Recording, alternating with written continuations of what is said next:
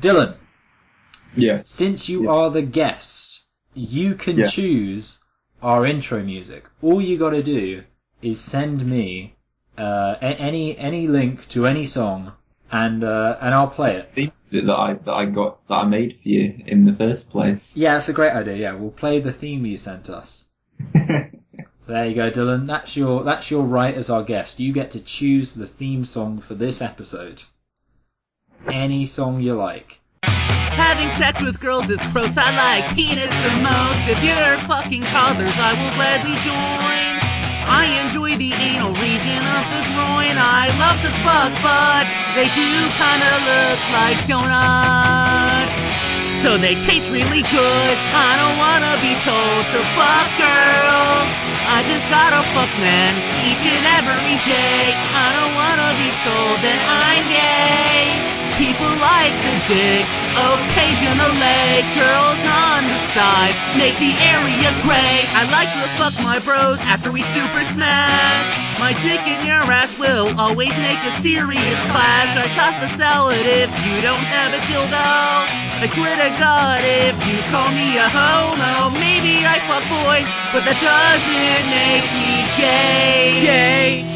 So you should just go away. I don't wanna be told to fuck girls. I just gotta fuck men each and every day. I don't wanna be told that I'm gay. People like the dick occasionally. That's what we do on this show. That's what we do. Hello and welcome to Select and Reflect, the movie review podcast where we look at films that have come out relatively recently at the cinema and see if they still hold up.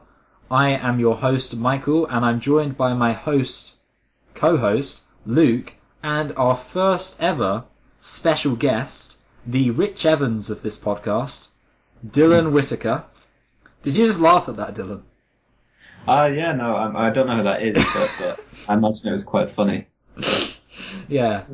That is so cool. Yes, it was very funny.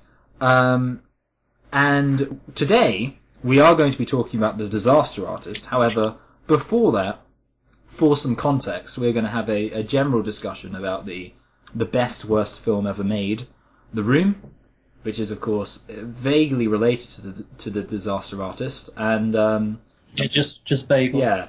I don't know if you want to tell us a bit about The Room, Luke, if you were planning, because obviously we're not reviewing The Room how we would typically review films, because it kind of defies a typical review. But yeah, well, I didn't actually load up the Wikipedia page for The Room. Yeah, well, obviously the Disaster Artist says the details on The Room, so it's a bit like exactly. I mean, the thing is, everybody really knows what it is. I'll just go through it quickly. So, it came out in 2003. It's an American drama film, written, directed, produced, and starring Tommy Wiseau and co-starring Greg Sestero. And runtime of 99 minutes. Budget of... Do you know the budget? Yeah, well, it says at the end of The Disaster Artist that it's rumoured to be over 6 million, or around 6 million. Yeah, that's what it says on Wikipedia. $6 million budget, which is of course higher than the movie we reviewed last week, Moonlight, 2.5 and 4 million, and that won Oscar for Best Picture. Wow. So there you go. And do you want to guess its box office return? Well, again, initial... at the Moonlight it said it got 1,200 on opening weekend. Sorry? Not in Moonlight. Oh dear. In Disaster Artist, at the end of Disaster Artist, it said it got 1,200 on its opening weekend. It says it got 1,900 in total. Oh, maybe Wikipedia knows more. Yeah, well, that would be for the whole 2-week stretch it was in theatres for, not just the first weekend. Oh yeah, of course. Oh. Yeah. Now there's a special reason why we have our special guest, and that is that we're both quite familiar with The Room, and we have been for quite a while, Luke and I. I'm one of those people who I think I had almost watched the entire film in the form of reviews before I ever sat down and watched the film myself. because it's one of those films where everyone reviews it, and part of that's why we don't really want to review it on this, because obviously everyone reviews it, but we did want to talk about it. Dylan had not seen The Room until 2 years ago. Yeah, yeah. I was led to believe it was a good film. Oh, what did we say to you? Do you remember? It said it was. Look at any reviews. Why? Well, just so it wouldn't get spoiled for me. But I saw something that I thought was The Room, and it said it was really good. So I was expecting Room. it to be some sort of masterpiece. Maybe it was for the movie just Room. Yeah, which that was the plan. ran out of time. That was nominated for an Oscar. Yes, unlike The Room. Yes. So, the reason why we had you on, obviously, was because it's necessary to, I think with the Room, to reminisce of what it was like the first time we watched it. And of course you watched it relatively recently. So can you just take us through how you felt watching The Room for the first time? Well, after the first 5 minutes, I was sure that this was some sort of porn film or some sort of parody of this supposed... Excuse me, Dylan, this is a family-friendly podcast. Could you please not say porn? Do apologise. Say adult movie. Adult material. Yeah. So you thought it was a porno, and then obviously, because there's a sex scene within the first 5 minutes, and I remember you saying you thought, like, because we were seeing it with Kyle and Jack, and obviously yourself, and you thought me and Michael had got you to see just this random porn film. It is exactly. I thought it was just a goof. I mean, the acting was awful. The same acting you would see in said adult material films. Yes. And then obviously, as the movie got on, you realised it wasn't porn. Just an awful film. Was there a moment where you thought, "My God, what am I watching?" Oh yeah, no. After the first 5 minutes. I mean, it just went on and on. It was to say a 99-minute runtime. It just dragged on and on and on. And I guess, did you, after watching it, did you think it was the worst movie you'd ever seen? I imagine you thought that. I hadn't seen Birdemic at the time. Oh, you haven't seen Bird? So You think Birdemic's worse? Actually, no. Upon watching The Room again, I actually think Birdemic's better. At least I wasn't bored watching Birdemic. Oh, you're missing all the subtleties then if you're bored watching The Room. So yeah, basically what we're going to do then, along with Dylan, if he wants to hang around, is go through and watch, not watch, review The Room as if it was the first time. We will just go through each baffling moment and just, reminisce, like I said before, about what an absolutely incredible movie this is. Incredible. Yes. Absolutely. Yes. In The Disaster Artist, they say at the start, there's various actors saying, talking about The Room, and one of them says how you couldn't get like the 5 best directors to create a movie like this. It's just impossible. Lightning in a bottle. You can't recreate this. It is truly astonishing. So let's jump in, shall we? Yeah, let's jump in. Okay, so, like I said, this is from the perspective of someone watching The Room for the first time. The first scene, we have Tommy, or Tommy Wiseau, playing Johnny, the all-American hero, talking to Lisa. And immediately the first thing you notice is his accent. And also the fact that his suit, doesn't match, but first thing you notice is his accent. And, obviously, it's a bit different. Yeah, well, obviously I'm not a racist, so I didn't even notice he had an accent. No, I'm kidding. I think, the accent says right away porno, because it's like, you imagine, I don't know why, for some reason those Slavic people, they love their porn. And I guess that's where he sounds like he's from. And you definitely, when you hear, "Hi honey, I'm home." Yes. That's definitely. Yeah, that's crazy. I was just absolutely convinced this was some sort of adult material. Yeah, he looks about 45. I was like, this guy looks really old. Like, he looks so much older than Lisa. It's like, no wonder she doesn't love him. It's just like, it hits you with so many things, like Tommy Wiseau, immediately at once. And then obviously, we have our third character enter the room, Denny.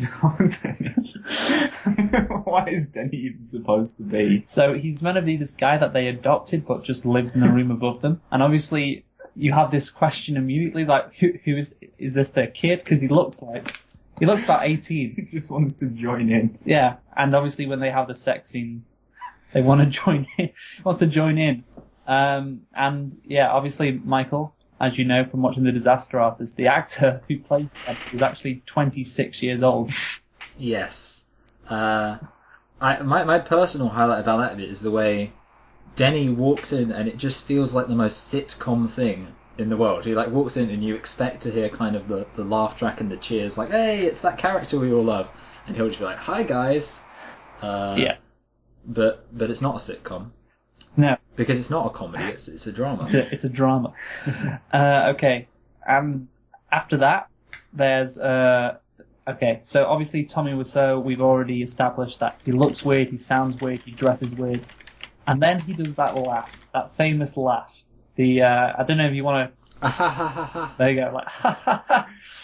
Like which, and this is 5 minutes in, and I think for a person watching it for the first time, I think this is the point in the movie when you're like, oh my god, what is this? What am I watching? Like, this is something I've never seen before. Yeah. What did you think, Dylan? Well, it just sounds so uncertain with like reading the lines, and it's like he's written the whole thing himself, but he doesn't seem like he understands what the words even mean when he's performing them. Yes, he doesn't sound like he doesn't even know what laughter means. He doesn't even know how to. He can't even convincingly laugh. Yes. I don't know. Are there any countries where they don't have laughter? That might be a good way to pinpoint. North Korea. Latvia. Oh, good point. There is no laugh in Latvia. Only sadness. Yeah. Well, he is. Yeah. He is one hell of an actor. Very unique. Next up, the next moment is the conversation between Mark and Lisa, in which she phones up Mark, and for some reason he says, "I can't talk right now," even though he's in the middle of a traffic jam. But whatever. And then she calls Mark baby, even though I think prior to this they hadn't had a relationship. And again, I think that is just like, for someone obviously watching it for the first time, you're like, okay, are these two together? Is Lisa cheating on Mark? But then obviously Mark comes around and he's like, no, I can't. Johnny's my best friend. So again, that is a moment in which you generally are just confused about what is happening between these two characters.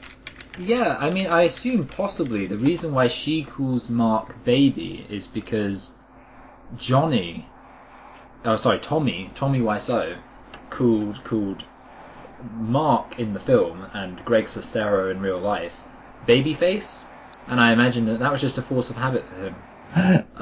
Maybe, yeah. Yeah, you don't know. Hey, baby. Yeah. In The Disaster Artist, he calls Greg Sestero, the guy who plays Mark, right. Babyface. Yeah. Maybe that's yeah. I think it adds an extra level of absurdity to the character of Lisa, that you realise her lines were written by Tommy Wiseau. It's a woman. Imagine if you dated a woman and everything she said was a line written by Tommy Wiseau. I'm really enjoying the date. Anyway, how's your sex life? I think it would be better if she was like a very conventionally attractive woman, and then she just has, would it be worth it? A 10 out of 10 woman, but everything she says is a Tommy Wiseau line of dialogue. What, were you trapped with her or not? Like, could you end the relationship? Are you talking about just having sex with her and then leaving when she starts talking, Luke? Maybe. You've got to stop doing that. You break a lot of hearts. That would, if that's an option, I think that's the the option that most people take. Not Tommy White, not Johnny. Johnny's a nice guy. Yeah, he stays with her through thick and thin because he loves her. Love her. Okay, so obviously then Mark comes around and he has sex with Lisa. And Dylan, maybe you can answer this question. Why do they have sex on the stairs? Well, I'm led to believe that, cheating on somebody's bad, but when you sleep in their bed, I mean, that's even worse. So maybe that's some sort of clever directorial decision to not implicate Lisa. Because we got to like Lisa, even though she's a very unlikable character. Yeah, I don't think you have to like Lisa at all. I don't think you've watched the movie. It was clear that Tommy Wiseau does not want people to like Lisa and thinks all women are manipulating, bitches. So I take it Lisa's just a parallel for all women. I think, because Lisa says, "What do you expect? I'm a woman." Once in the movie, so I must have missed that. Yeah, or something like that. So basically, I'm allowed to cheat on him because I'm a woman. Yeah. Well, the point is, Tommy Wiseau does not want people to like Lisa. That is very much not the case. You know who would be a good match for Lisa is Christian Grey. Yes. I would pay to see a film which was Lisa from The Room meets Christian Grey. Christian Grey would be like, "I did not hit her." Well, I did, but she likes her. Yes. But I think the reason why I said she has to be likable is because I feel like Tommy Wiseau's added some redeeming qualities, like the way she is with Denny, for instance. So I think he does want... Stop giving him credit, right? Just shut up. Yeah, right, Dylan, we know you love Tommy Wiseau. Why Hey Dylan, welcome to the show. Shut up. He tries. Okay, right. So, having sex on the stairs. That's the previous moment, which is a bit weird. Next up, the whole flower shop scene. So he's just breaking up thinking about it. When Tommy Wiseau walks into that flower shop and says, what did he say? It says, "Hello, can I have a dozen red roses?" And the girl behind the counter says, "Oh, hi, Johnny, I didn't realise it was you." Yes. Which is quite weird, because obviously Johnny is very recognisable, I imagine. There's not too many people that look like that in San Francisco. And then afterwards, giving him the red roses, she says, "You're my favourite customer." Which, wait, can you answer this question, Michael? Why can't she tell that Tommy is Tommy? Oh, sorry, Johnny is Johnny. If he's her favourite customer. That is a very, very good question. I was trying to some kind of corrupt logic to rationalise it, but even corrupt logic won't save you now. It's just a bit too nitpicky, I think. Oh, is it? Maybe that's just what the flower owner says to all the customers to, establish some sort of loyalty. Oh, you're really going to back the Tommy Wiseau here, aren't you? Yeah. And then as he leaves, he says, "Oh, hi, doggy." Yeah, I think the classic thing about that is the pacing. Yes. Which, well, apparently that comes from... I mean, you can kind of... Obviously, one of the things that happens throughout this film is that the lines of dialogue are dubbed. So the characters are moving their lips, but the things they're saying aren't what's actually being said, because... Well, I think part of it is because Tommy Wiseau a lot of the time couldn't get the record, or couldn't do the perfect vocal performance that was becoming of him until post-production. So what I heard through the grapevine is that one of the reasons this scene is so weirdly paced is because loads of the lines, particularly Tommy Wiseau's lines, were just added in after the fact. So that's so the lines are almost tripping over each other. But I've identified 3 scenes in the room, which we can talk about at the end, which is the best scene. That is one of the power scene. That whole 30 seconds was just pure brilliance. Pure brilliance. Pure brilliance. So next up, we've got the scene when Lisa talks to her mum, or mom, and her mom says, "I'm dying."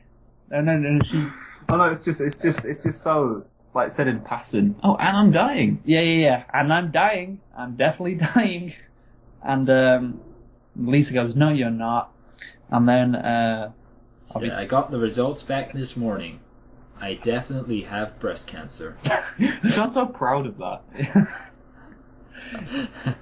it's like, how can you write that and just like not refer to it again? Like, what's They don't do anything with that line. Yeah, what is the point in putting it in? And the thing is, like, at the time, obviously, you don't realise what a ridiculous line it is. But watching it back the second time, it's like, oh yeah, her mum has breast cancer. Just nobody cares. It'd just be a great moment for the audience to maybe sympathise with Lisa or her mum, and make Lisa a bit more likeable. Yeah. I like people when their mums have cancer. Yeah. Yeah, I don't know, why would we feel sorry? Well, when we see her upset and she really cares about her mum, or she's not that. I hope she would. Like, she didn't even seem to be that phased. Yeah. That's my standard for good person.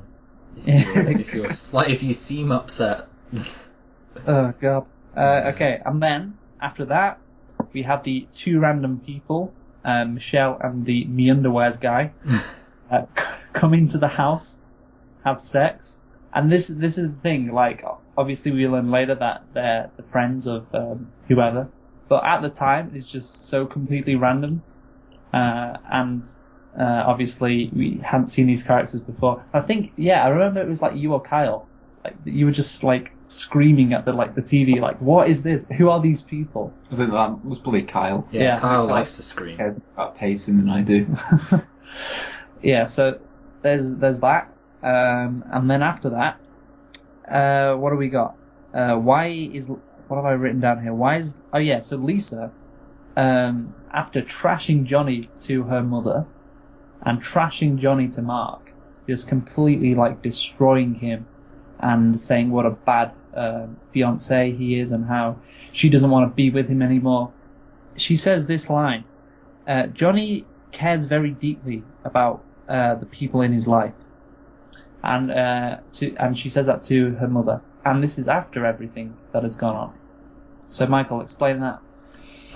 Well, it's because she is trying to pretend that she likes Johnny, so that people won't think that she's cheating on him. But she's just saying it to his mum, to her mum.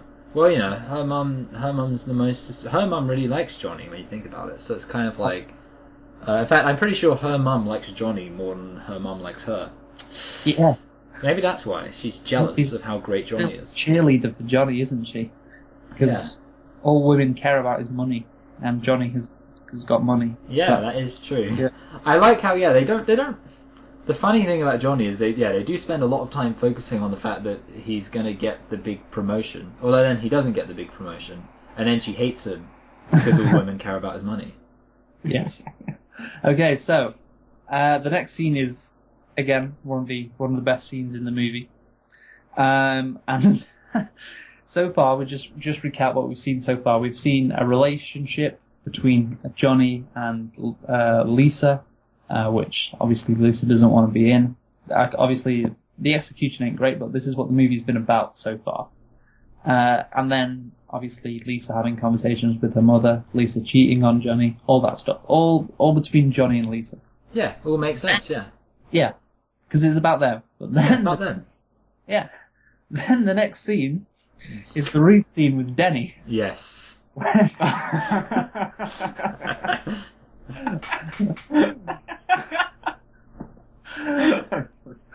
Where's my money, Denny? Where's my money? Says she'll be there in 5 minutes. And if I was a drug guy, I'll be like, alright, okay. That's fine. I can wait 5 minutes. I'll just wait with you for 5 minutes. Yeah, I'll just wait here for 5 minutes. But no, it's not good enough for Chris R, as he's called. No, it's Chris R, not Chris. That's the disaster. Yeah, and obviously, that scene is incredible. Do you want to talk about that a bit, Michael? Yeah, actually. See, I've got the thing on. I'm watching each scene as you mention it, just so I can get to the frame of reference. I like the bit where they just start shouting incomprehensibly at each other. It's like, "Why did you do?" And he's like, "Oh." I think I'll always be a fan of. It's one of the reasons why I like Nicolas Cage films. Just people shouting really intensely, in a way that it just kind of becomes ridiculous. And that's why I think that scene's got a lot of that. I guess it's kind of it's people shouting is drama, but it is. Yeah, you've got the Lisa and her mum interrogating Denny after he's just had a gun to his head, just shouting at him. It's all right. He's going to jail. Yeah, that's what Denny says, because Tommy and Mark come in and take the guy off, and like they both come back like a minute later, like, oh, don't worry, he's in jail. Don't worry. That's how it works. Problem's over. We took him to the local jail, and he's just gone. I don't know. Maybe they tied him up. I don't know. But that whole scene is incredible. It's a special moment. Yes. And then right after that, well, maybe not right after that, but we get another great scene On the roof. Yes, on the roof. Possibly the best line of dialogue in the movie, although there are a lot of contenders. Do you want to? I think you know what I'm going to say, Michael. So do you want to do it? Yes. Wait, hold on. I'm actually a bit confused. Is it the what a story mark, or is it the I did not hit her? It's Did not hit her. Okay, yeah. I couldn't remember the order they came. It's part of the same story, isn't it? I mean, is that part of the same scene? He's walking out onto the roof. Yeah, and then he says, "Do you want to?" Okay, yeah. It's bullshit. It's not true. I did not hit her. I did not. I did not. I did not. Oh, hi, Mark. Oh, hi, Mark. You know what? Actually, that is here's a fact.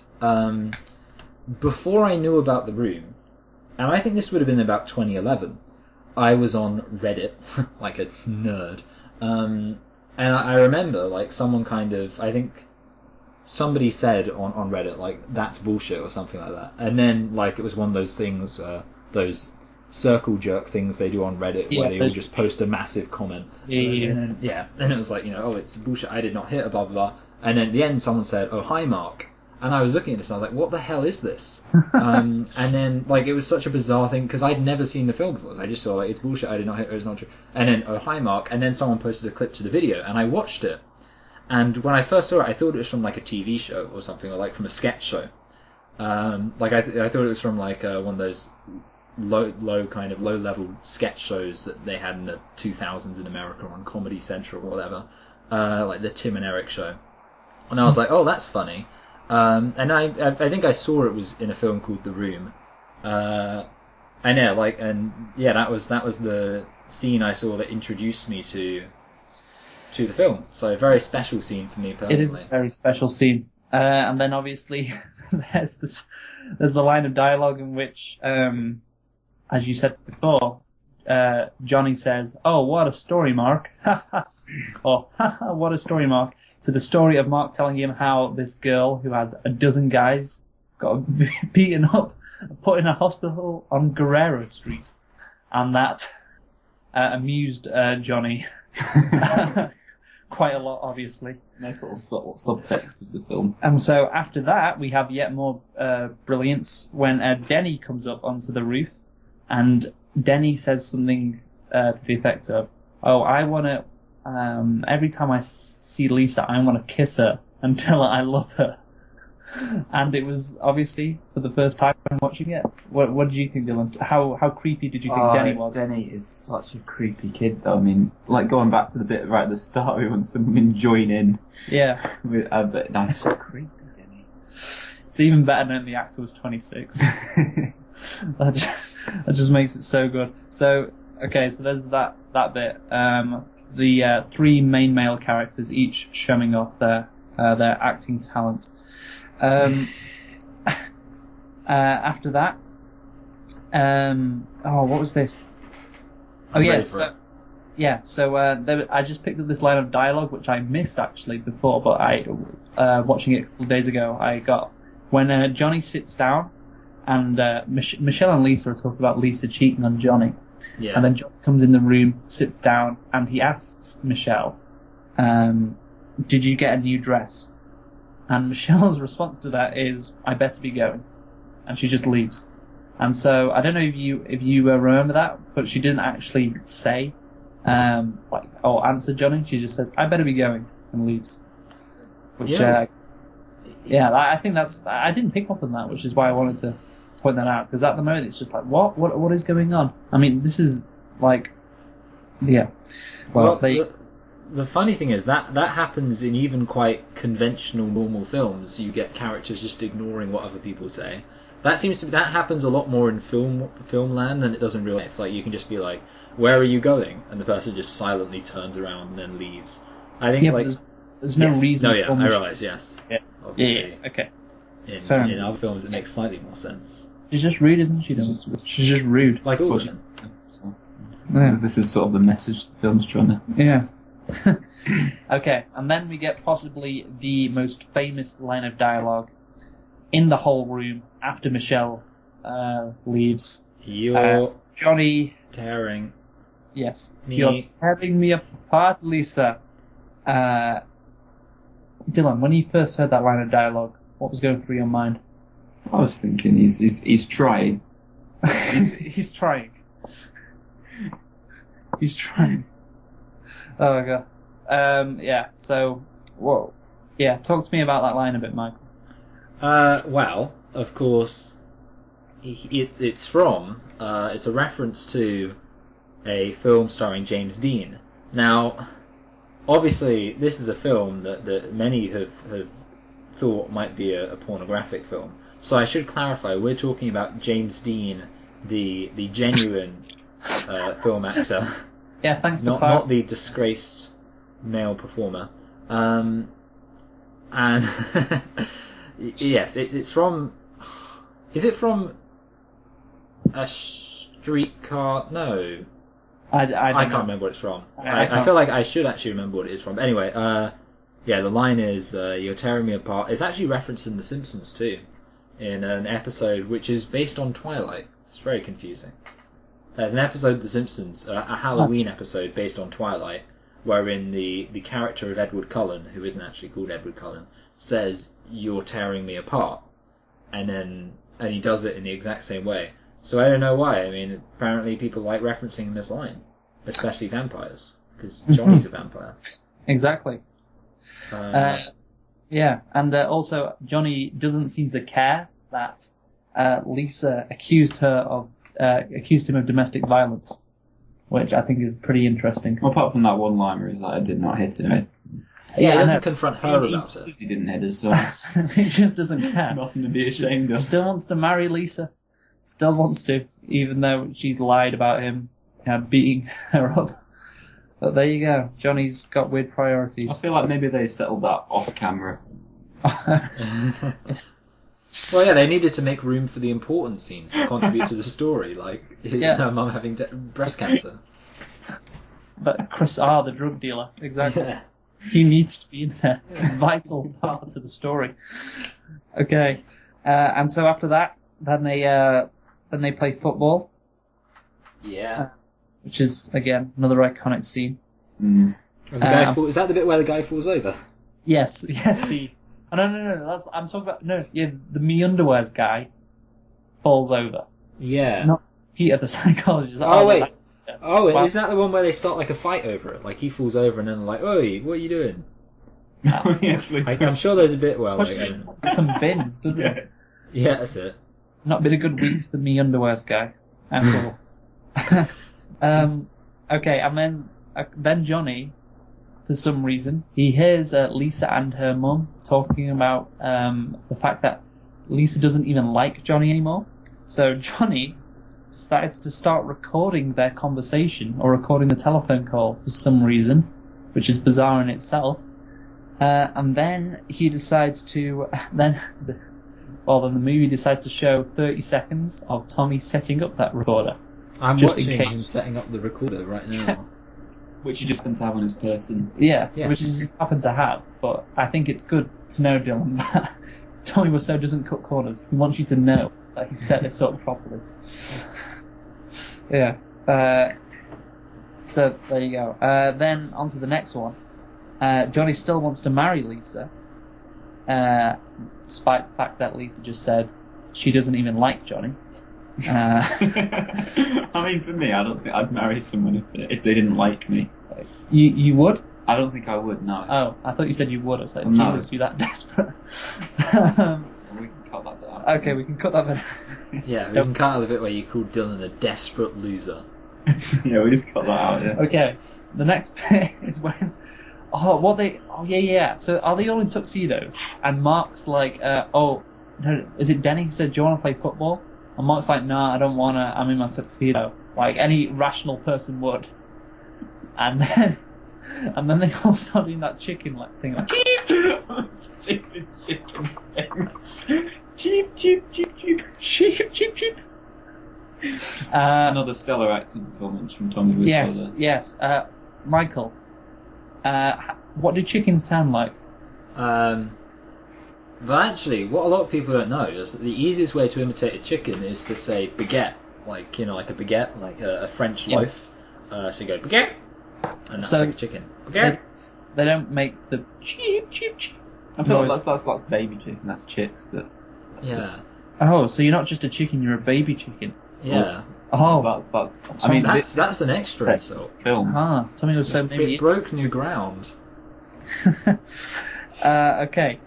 And then there's the after that we have the conversation between Mark and Peter, the psychologist, who by the way just shows up half the way through the movie. It's not one of the worst things about the movie, but again, it's something that is a bit unusual. It's another nitpick. Yeah, another nitpick. And Mark, when Peter accuses him of having an affair with Lisa, Mark decides to dangle Peter off the roof in a very dramatic scene. Does Mark want to kill Peter in this instance, Michael?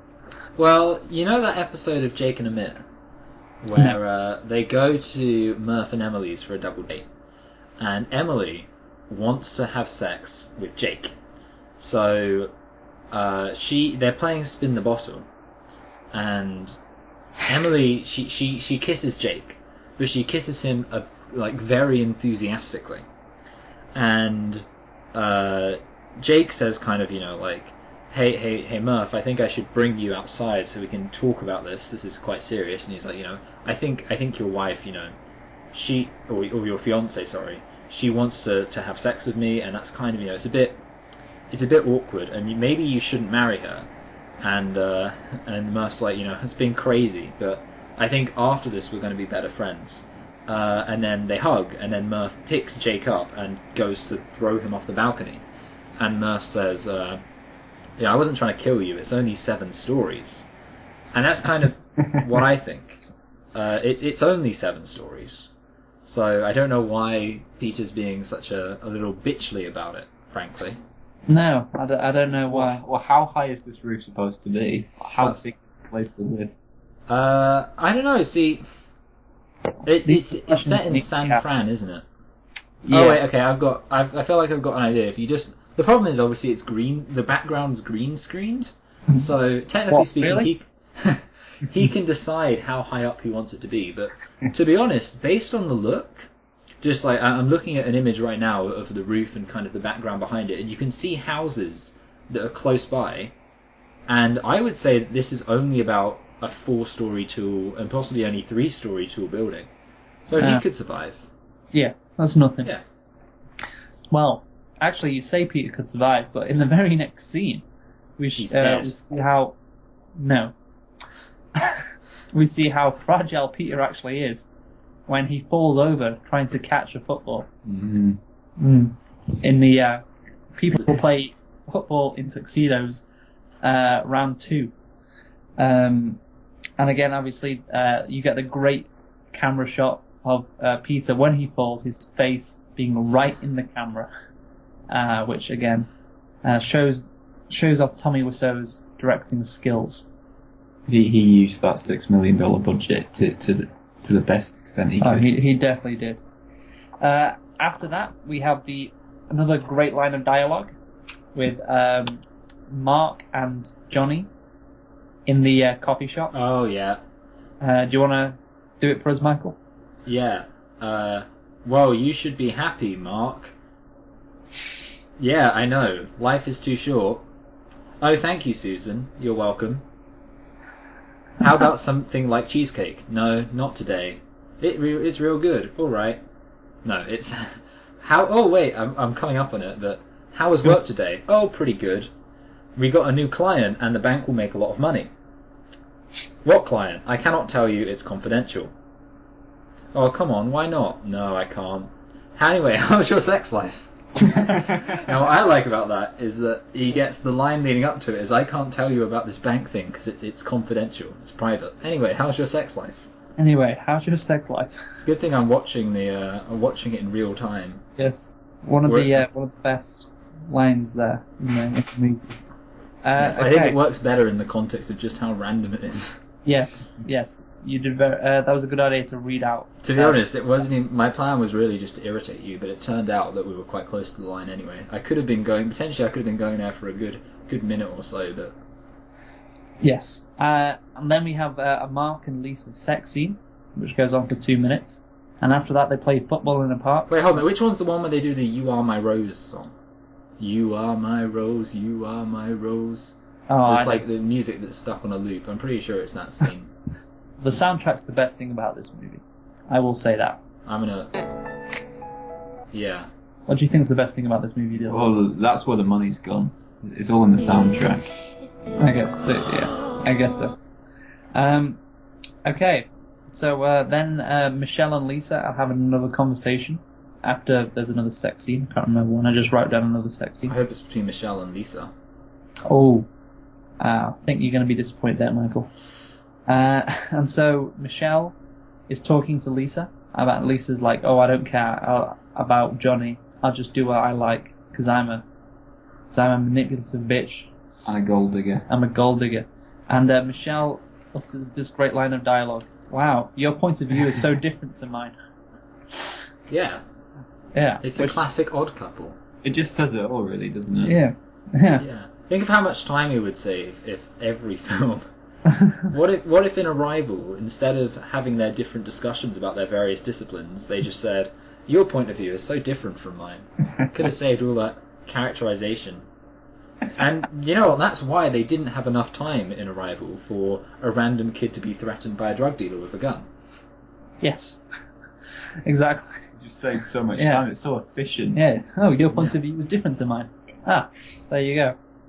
So that's why Christopher Nolan's movies are so good. Because his dialogue is so on the nose. Yeah. It saves all the time for the cool action stuff. I like in The Dark Knight where it's a, your point of view is so different from mine. Yeah. Joker.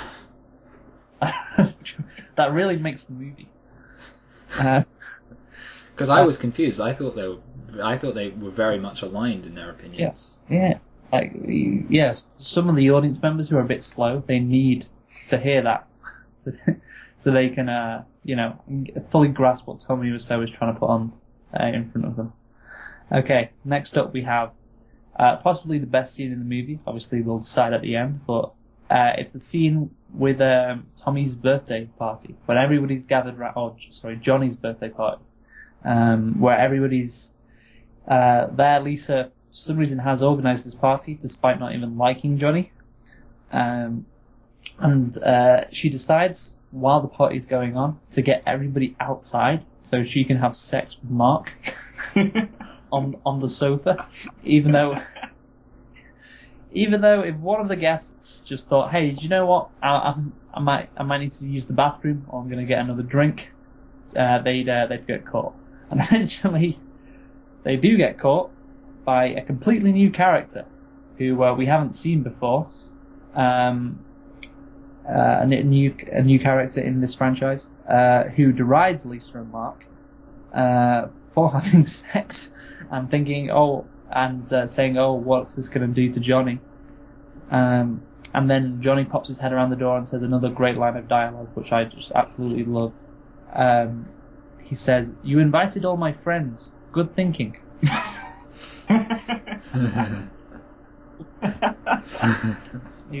Michael, when organising a party, that's a very hard thing to do, right? Yeah, I think it's better than inviting random people. You definitely can't deny that. No, Lisa in the right direction there, definitely. You once you sorted out all the food and the chairs and everything like that, you just get the one thing. Oh, people. Yeah. Yeah.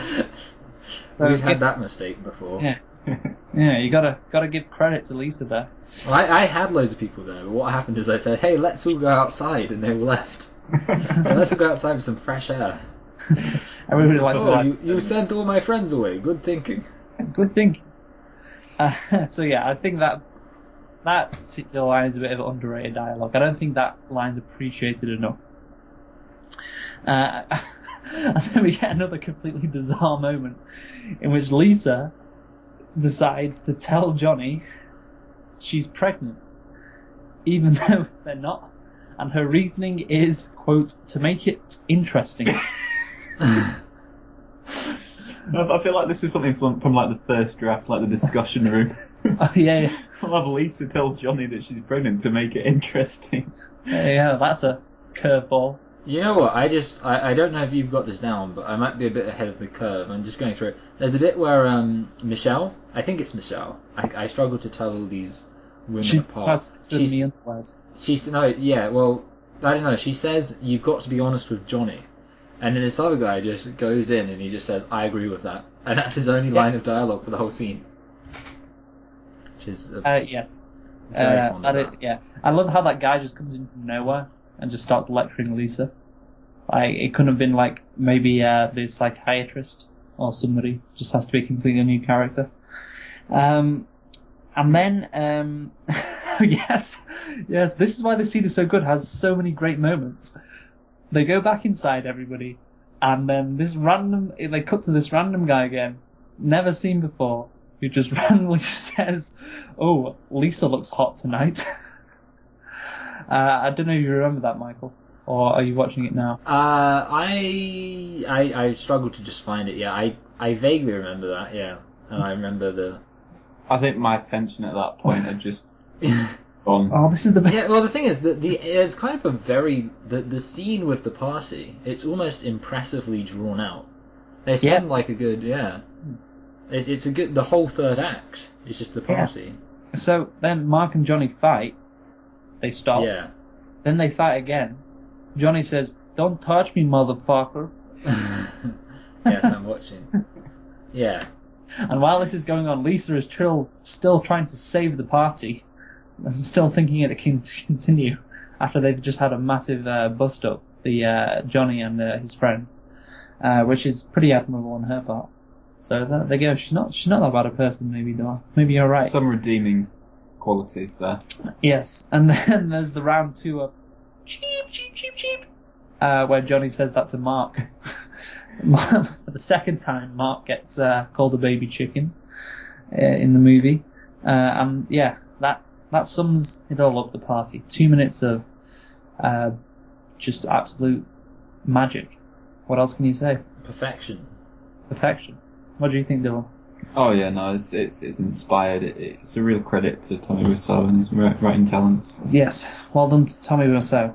Like I said before, how many directors or screenwriters or whoever could create a scene like that? Yeah. I mean, it's just what can't the man do? I mean, just on the Wikipedia page we've got what directed, produced, written, and starring. Yeah, and all of those came into fruition in that last scene. He's a quadruple threat. He's also a stuntman. He is a stunt. He does his own stunts. Okay, so unlike Peter, who needs a cut just to fall over. Yes. And so after the party, we got another great line of dialogue. In a few minutes, bitch. How are you supposed to be a nice person?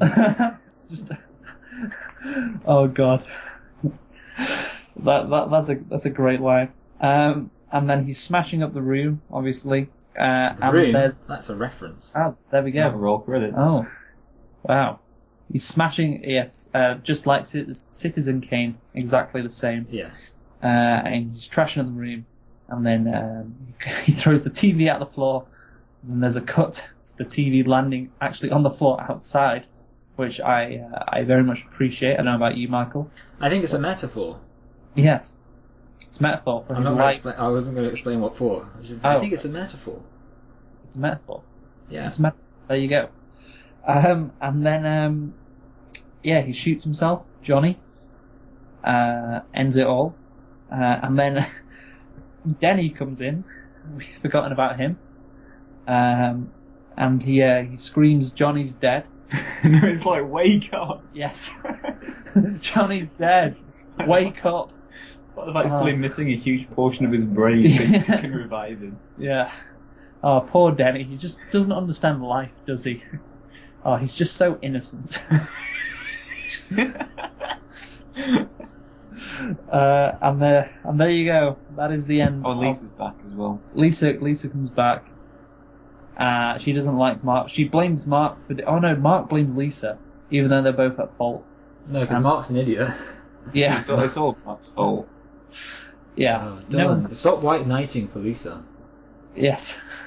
I think you missed out the bit where you've got Mark on the phone to Lisa saying that he doesn't even like Johnny either. He thinks he's a creep. Oh, it's just yeah. Like he had this huge dilemma throughout the film about cheating on, having Lisa cheat on Johnny with him, and now all of a sudden he just doesn't like Johnny anymore. Yes. That is a good point, Dylan. Well done. Yes. I missed that. So we've gone through all the moments. Yeah, the moments.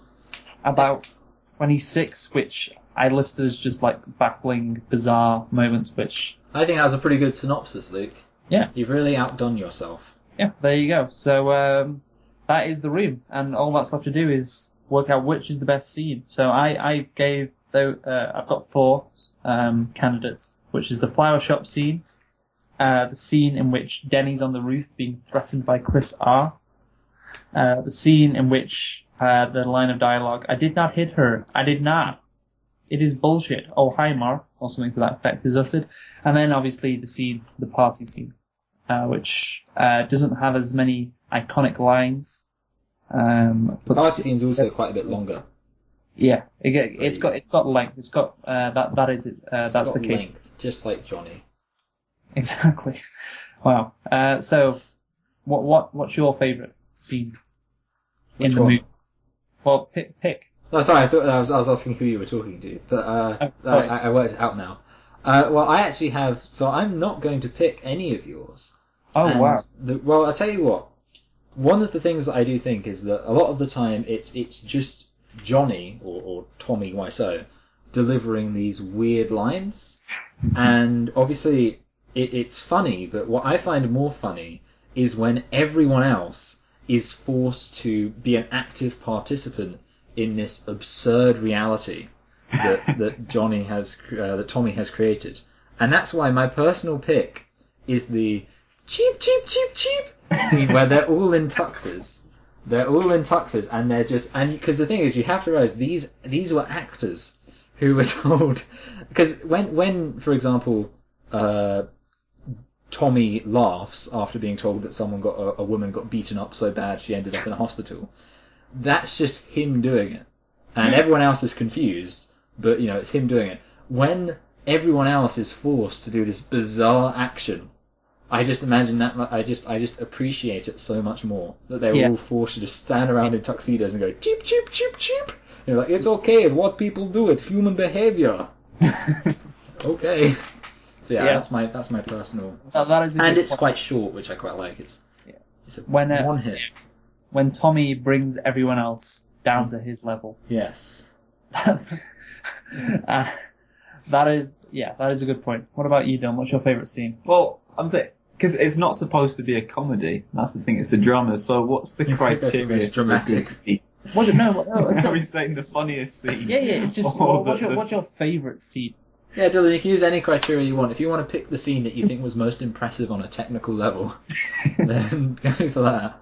The opening credits. I think my it's all downhill from the opening credits. Yes. But no, I think my personal favourite scene is just how confident Denny is that this drug dealer's going to jail. Yeah. Yes. Yes, that's a good scene. That is good. Yes. He's going to jail. I'll never have to see him again. He's in jail. Okay. And I guess me, and I have to say, I think there are many great scenes in this movie, as we've discussed, but I think definitely the best one for me is the flower shop scene. Because it's so quick. It's just an absolute car crash, and it's I mean we've been through it, so you know my feelings on it. But it's like it's perfect, and then the cherry on top. Oh, hi, doggy. As he leaves. It's you know what would be good if you switched the oh hi Mark and the oh hi doggy around. That would be good. I did not hit her. It's bullshit. I did not. Oh hi doggy. You're my favorite customer. Favorite customer. Yeah, I think one thing I will say is one of the things that I like throughout the whole film is how much they put a focus on Johnny being kind of like a sleuth and like researching things and like spying on people and all that stuff. Yes, and yet it's the most obvious thing in the world. Yeah. Like it's like I will record them, I will listen to them, and then it's just like I'm pretty sure if he just said, "Are you having an affair?" she would have said yes. Yeah. But yeah, that's just that's obviously not a scene, but it's something a recurring kind of thing that I liked. Yeah. And I guess that wraps up The Room. Mm-hmm. Yes, we did it in pretty much just bang on an hour, which is good timing. Well, Mike, you need to decide whether you think or what you rank this movie in movies we've watched so far. Yeah. So is this, obviously it's not as good as the Oscar-nominated movies we've been reviewing for the last month and a bit. But the question is it better than 50 Shades of Grey or 50 Shades Darker? Ooh, that is a question. I'm actually going to get on my list because I didn't actually. One of the things I was thinking while I was watching this film is that there is an element in which this film is kind of unrankable because I mean it's a completely different criteria. Having said that, I mean, compared to the question, is it worse than Dunkirk? Yes. Like it's kind of interesting that right now I have this massive gap between Dunkirk and 50 Shades. And I would be, I think, obviously 50 Shades of Grey is marginally more competent on a technical level, but to be honest, I mean, there's not, I think I'm going to actually give The Room the edge. I'm going to say, it's more enjoyable, it's more interesting, and I guess one of the things you have to admire is the director puts a bit of himself into it. 50 Shades, they're very sterile. And the thing is, Michael, it's got 35% on Rotten Tomatoes. The Room. Which is like, it's better than like, for example, Batman v Superman. Just to give like a bit of an analogy of this, obviously a movie which grossed a lot of money. Yeah. And the thing is, it is an awful movie. Yeah. But it is so good at the same time. It is, like you said, the epitome of the good bad movie or the bad good movie or whatever. Yeah. And that is why it's a cult movie. That is why we're talking about it today. That's why there was a whole movie made about the making of this movie. And so I'm gonna have to, I think, agree with you. I think it's better than 50 Shades of Grey and 50 Shades Darker. I'm gonna give it a 3 out of 10. That's good. And Dylan, do you want to contribute your possible? Well, actually, you are going to be able to. We're going to have you on here again, at least for one other thing. We know that already. I don't know if you know about that. But so you can get a little. You leave your mark. Do you want to rank this film, or you can't really rank it? I mean, the thing is, it fails so spectacularly at what it's trying to do, but it's so. Because for a comedy film, it's right up there. Because it's not trying to be a comedy film. Yeah. Yeah. It's incompetent, but good. Oh, well, not good necessarily, but entertaining. Yeah. Very entertaining. It's like asking what would you rate 9/11. It's definitely very exciting. Okay. Well, there you go.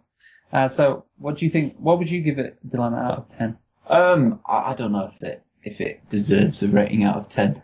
Oh.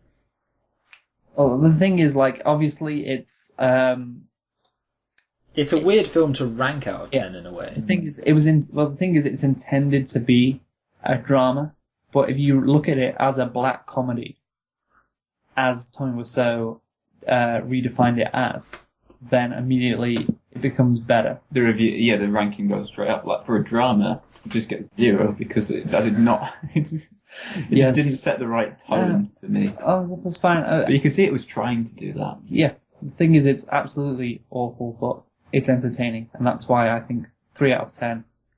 I'd rather watch this than like 50 Shades of Grey. Yeah, 50 Shades of Grey is horrible. Yes. Yeah, I think we can decide that it is the best of the worst. It is. On our new show we have, Best of the Worst. Or we should start that, actually. That'd be a good idea. Yeah, good idea. Now, I think now we're going to talk about a film Dylan hasn't seen, so... Thanks for coming along, Dylan, and we hope... I mean, yeah, it's a pleasure, Dylan. And we hope to get a lot of exposure from your fan base. Yes.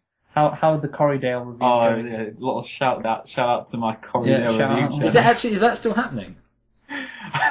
Done 2. I'm about a couple of weeks behind. Because I said I'd check it out, and I wasn't kidding. Okay. I give it. Yeah, I mean, to our subscribers, check out what's is it called? Corridale. Corridale. It's based on the sheep. The Corridale shit is just a bit of cleverness. Okay, that you can expect from the channel. What's it about? It's my review channel for Coronation Street in Emmerdale. Yeah. So anyone listening to this who's a fan of those shows, feel free to give those a listen. Yeah, good, great. Yeah, we'll be sure to check it out, and we look forward to having you again, Dylan. See you later. No, take care, mate. Take care, guys. Take care. Okay. See you then as you're creaking with your chair. Yeah. It's funny that it's not just like he logs off; he physically has to leave the room, which is kind of like we're not that high tech. It's like, I'll see you later. No. Step. I'm waving as he shuts the door. Well do. So, in addition to watching The Room, we also watched Room. No, we watched Disaster Artist, The Disaster Artist, which is a film about Tommy Wiseau and Greg Sestero making... 1 minute, Michael. I can put my earphones in now. One of the things I wanted to tell you is that this is an interesting fact. Because of a miscommunication, I didn't realise what film we would be reviewing this week initially, and I thought, because there was a miscommunication where I thought we were going to be reviewing Hell or High Water, and unless you obviously messaged me on, I think, the Friday, last Friday, and you said, are we reviewing just The Disaster Artist, or are we reviewing The Room and The Disaster Artist? And I was like, oh crap, I didn't realise we were reviewing The Disaster Artist. So I watched it that day, or that evening, which is, it was the first time I watched it, and usually, I'm trying to stay, because some of the films I haven't seen yet, so I'm trying to stay ahead. This time I got, it's very much a hot take on this film, but yeah, okay. It's certainly better than if I only found out now. Like there was a realistic chance. If you wouldn't have asked that very simple question, I could be on here right now. Like, hey guys, today we're reviewing Hell or High Water, and you would have gone. Yeah. Well, thanks. Yeah, that would have been two very different reviews. Yes. But yeah, should we do? I mean, obviously we didn't do it for The Room, but do you want to do your fun thing you do? Sure. So, The Disaster Artist. Oh shit, I've actually loaded the book instead of the film. Books? We don't read here. Of course, this movie, The Disaster Artist, is based on a book called The Disaster Artist. I'll say this anyway. I know you were just about to say it, but it was nominated for Best Adapted Screenplay at the Academy Awards. Yes, yeah. It was. So there you go. We're still continuing our theme. Yes. So, The Disaster Artist. It was a movie written by Scott Neustadter and Michael H. Weber, who obviously got the nomination for the Academy Award. Directed by James Franco, produced by James Franco, starring James Franco. James Franco. Sorry, there's a song about James Franco. Yeah, I know. Well, what's the next lyric? Seth Rogen. Seth Rogen. Who's He's also also in the film. Yes. He's also in the film, exactly. So there you go. James Franco, Dave Franco, Seth Rogen. Actually, you know what? It's star-studded. Yeah. Like, James Franco, he's the director, the producer, starring. Yeah, he's not the writer. It's really annoying. Or else it Yeah. could be a fantastic parallel. Yeah, exactly. Oh, that would be great. Budget, do you want to have a guess? I'm gonna go for Oh, do you know what? The thing is, because it was star-studded, I'm gonna go for 11 million. Why 11? I don't know. I was thinking about 10. I was thinking about 12. Split the difference. Well, Michael, if you said 10, you would have been right. Because it's 10. That's not. 10 million. Well, the way I look at it, it's a good thing I didn't say 12. Yes. Yeah, So exactly. I'm glad I stopped. Yes. Split the difference. Which incredibly is only 4 million more than the original movie. Yes. And based on inflation, it obviously would be a lot closer. The box office return. That's an interesting one actually, because I mean, one of the things we're going to talk about is kind of the wider marketability of this film. I'm going to go for 18 million. 18. 40 million. Oh, did you say 80 or 18? I changed my mind when you thought I'm going to go for 40 million. Well, it's only 29 million. Okay. Good. Which I was surprised at as well. It was that low. Yeah, well, yeah. I mean, that's something we're probably going to get into, but it made a profit. Yeah, it's the equivalent to a $500 million film making 1.5 billion. Yeah, can't argue with that. Was released on December the 1st, 2017, United States. The runtime is 4 minutes longer than the actual Room. I think it's interesting to point out that obviously there's a lot of The Room was such an infamous film that there are a lot of movies that are actually based or involve The Room and its actors coming out. Obviously, there's The Disaster Artist, but there's also a movie called there's also a movie called Best Friends. Coming out, which stars Greg Sestero and Tommy Wiseau, and it's about a road trip the two took in 2003. Oh, that's interesting. Yeah, there I you think go. that could be exciting. I'm quite hyped for that. And there's one more movie that we have to mention, a movie called Scary Love, which stars Tommy Wiseau, which is going to be coming out soon as well. Wow, that's actually quite an interesting thing to think about then. Yeah, I did not know that, and that's interesting. I guess maybe you can make an argument that they've been... Well, I don't know. I was going to say maybe they've been propelled to more fame by this film, but then I don't know, because 29 million, I would think that's not that much. I would think that's only covering the people who already knew about The Room. But The Room's such a cult hit, you're going to get people to see it no matter what. Yes. So, right now I think we're having a bit of a renaissance for The Room, or a Room-naissance, if you will. You can leave too. Bring Dylan back. Okay. So this film is of course called The Disaster Artist. Luke, did you think this film was a disaster? I didn't actually think it was a disaster, Michael, but I didn't think it was art either. No. It was okay. It was okay. It was alright. Yeah, Luke, your hot take was pretty hot there. I think, it's not a disaster, and it's not art. And I agree with that. That is... But it's also not fart. Wow. I like how you're using the phrase hot take now. I don't know that. To be honest, it's one of those words where I don't actually know what it means. Do you not know what it means? Oh, this is great. So this is the phrase hot take is used a lot in American sports, and it describes American sports shows who make what is called hot takes, which is basically outrageous claims based on say there's one game that is being played between two teams and it's a surprise. And the hot take would be, well, this team that lost, we thought was going to win but lost, they're not actually that good. They're average or whatever. That would be like a hot take. Yeah. And it's used a lot in American sports to generate clicks and obviously views. It's like just basically tabloid stuff. And it's, like I said, it's an American phrase, and I've noticed it's been used in American politics more and more as Trump has become this kind of phenomenon. So people all have their different theories about Donald Trump and all that. And obviously, I imagine that's where you picked up the phrase Actually, from. I picked it up from some reviewers. I think there's a reviewer who often describes their opinions as hot takes, and that's why obviously this. And to be honest, yeah, like I say, it's one of those things where I've heard it and picked it up for osmosis, and it just sticks in my head. I think it's a good way of. I know. I think it provides a good sense of self-importance. It is a good way. But as always, oh, by the way, like I say, I like the film too, and I'll kind of. Yeah, I liked it, but we'll talk about the ranking and in terms of how much I liked it. But as always, Luke, 100% of the time, guaranteed, we have, no matter how good a film is, we have nitpicks.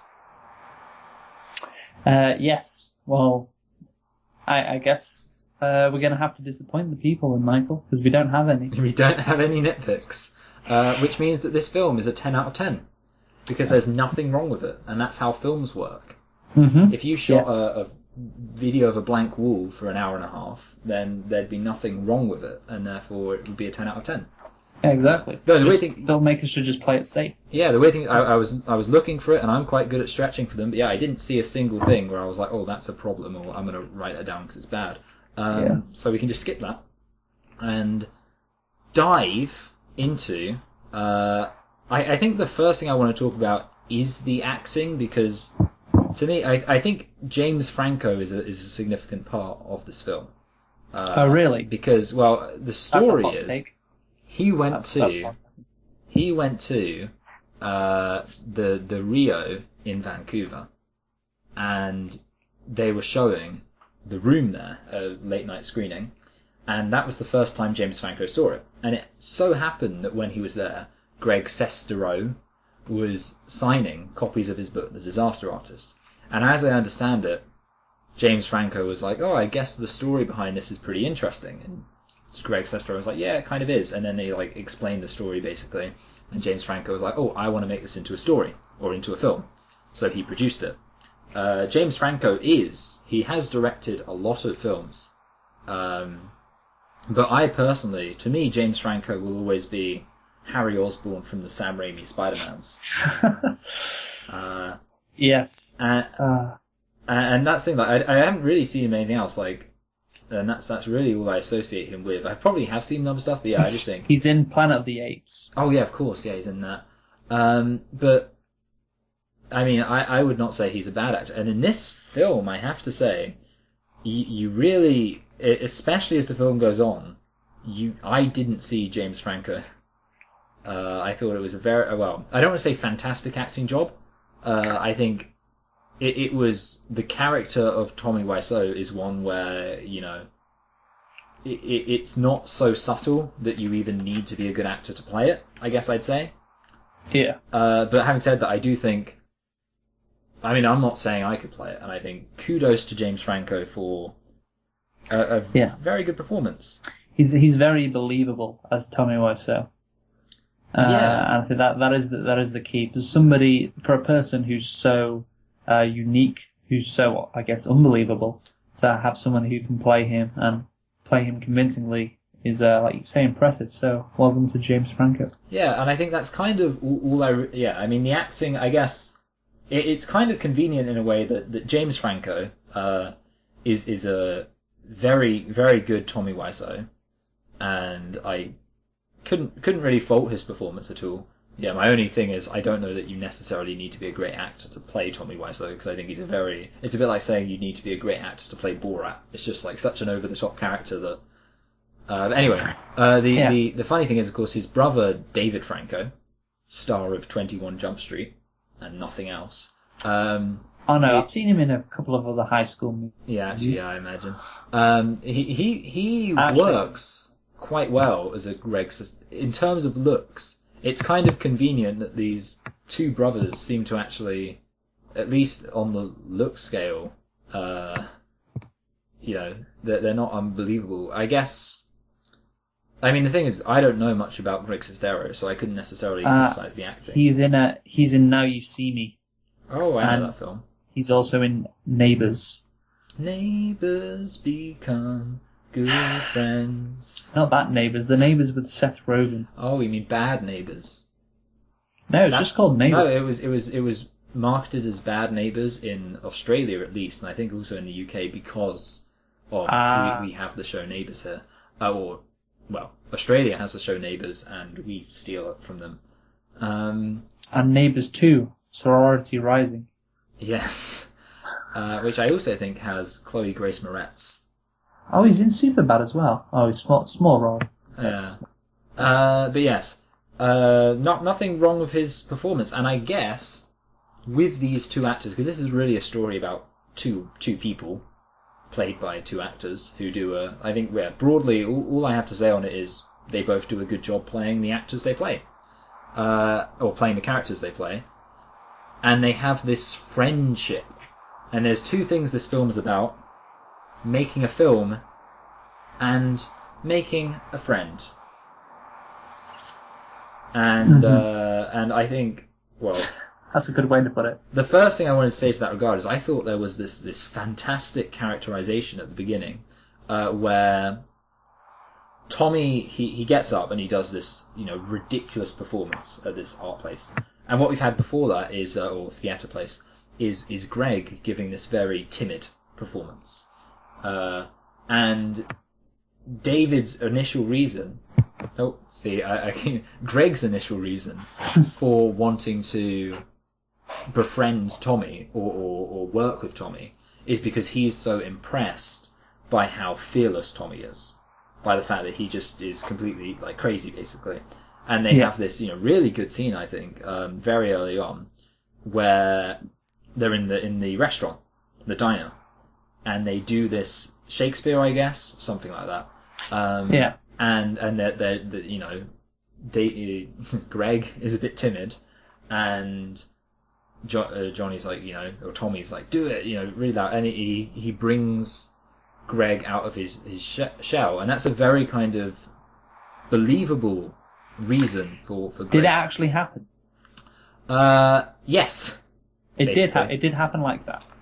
Yeah, I mean, obviously, I think it's slightly simplified, but the fact that I don't know about. I don't think it didn't mention the restaurant scene. I looked up, for the record, for those who don't. I looked up what parts of this were true and false. I kind of found an article about it, and it said that the reason why Greg was initially inclined towards working with Tommy is because they were at a class together, and Greg was impressed by how fearless Tommy seemed. It didn't mention that the restaurant scene was false, so I imagine it's something that could have happened, but obviously it might have been a bit. Well, obviously, everything's dramatized, and that's fine. But it's a clever idea from Tommy Wiseau to do that. Yeah, it is. That's good. Get him to not fear acting in public. So well played. Yeah, and I thought that was a really good... And you get this kind of interesting friendship develop. I don't know if you have... Well, it gets fine, I guess. The moment where it goes kind of a bit... I think possibly the first moment of what's happening? Well, there's... One of the things you see early on is Tommy has this whole, don't talk about me, don't ask questions about me, mystery element. Which kind of creates an air of hostility, but that is quickly kind of dissipated by the fact they have so much fun. The moment when you kind of worry is when Greg is talking to this girl, Amber possibly, at the bar, and Tommy appears to get jealous, and he kind of looks and he says, he's like, "Let's go, this place sucks." And that's kind of the beginning of, I guess, a concern. At that point I was like, oh, is this... you kind of see an issue emerging, which is that Tommy clearly has almost an obsession with Greg, and it's a bit worrying in a way. I think that's... I mean...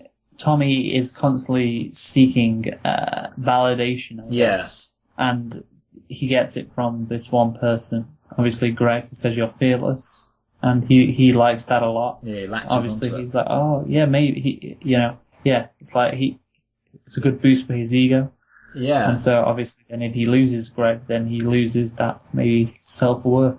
Yeah, but I have to say his craziness culminates in possibly my favourite scene. The bit that there were several bits that made me laugh out loud when I was watching this, and one of them was the bit where Greg says that he wants to move out of Tommy's house, and Tommy says, I have to go to the bathroom, and Greg's like, that could have gone worse, and then it smash cuts to just Tommy outside throwing bins, going but when he says that could have gone worse, it's going to cut to something worse. Yeah, that's the thing. I'm susceptible to the classic. I mean, yeah, it's a bit of an obvious line, but it got me, and I think I guess a recurring thing is they do a good job at turning this relationship because there's an element in which there's something kind of sad about Tommy's character, which is that he is kind of crazy, and he can't function as a normal person. Yes. Yeah. He can't. There's a bit where he goes up to talk to a producer, for example, a restaurant. Yeah. So, and obviously he's annoying this producer, making a fool out of himself. But that's what I wanted to. One of the things I wanted to get to, Michael. Yeah. So, if you're done talking about the acting and the characters, I was just going to talk about the tone of the movie, the tone of the disaster artist. Oh, that's fine. Yeah. Let's talk about that. Okay. So basically, when I first heard about this movie, I was really excited. Because I like The Room, and the fact that they're making a movie about this movie, I was sure it was going to be very entertaining. And I don't know, did you see the trailers for it? I saw the one trailer when it was just the I did not hit her line. Yes. I think it was on Facebook. It was just it was literally the scene from the film. Yeah, it was the scene from the film, and I saw that as well. And I was like, "Oh, this is going to be great." Yeah, I was excited about that when I saw that. This is going to be like a really funny comedy movie, just taking the piss out of The Room and just making showing how bad it was. And of course, this movie does that.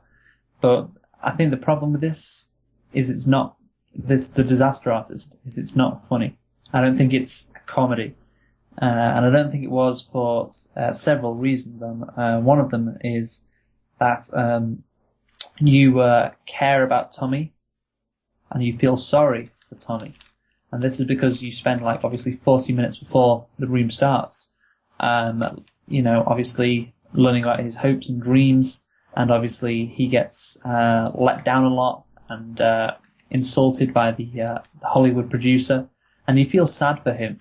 And obviously, how can you really laugh at somebody when he's doing all that stuff while actually acting in the room? How can you feel sad for somebody? How can you laugh at somebody if you feel sad for them? It doesn't really make sense. That's why I'm picking up on the tone, because I think the tone was wrong. I think what they should have done is, there was too much focus on Tommy and Greg before The Room.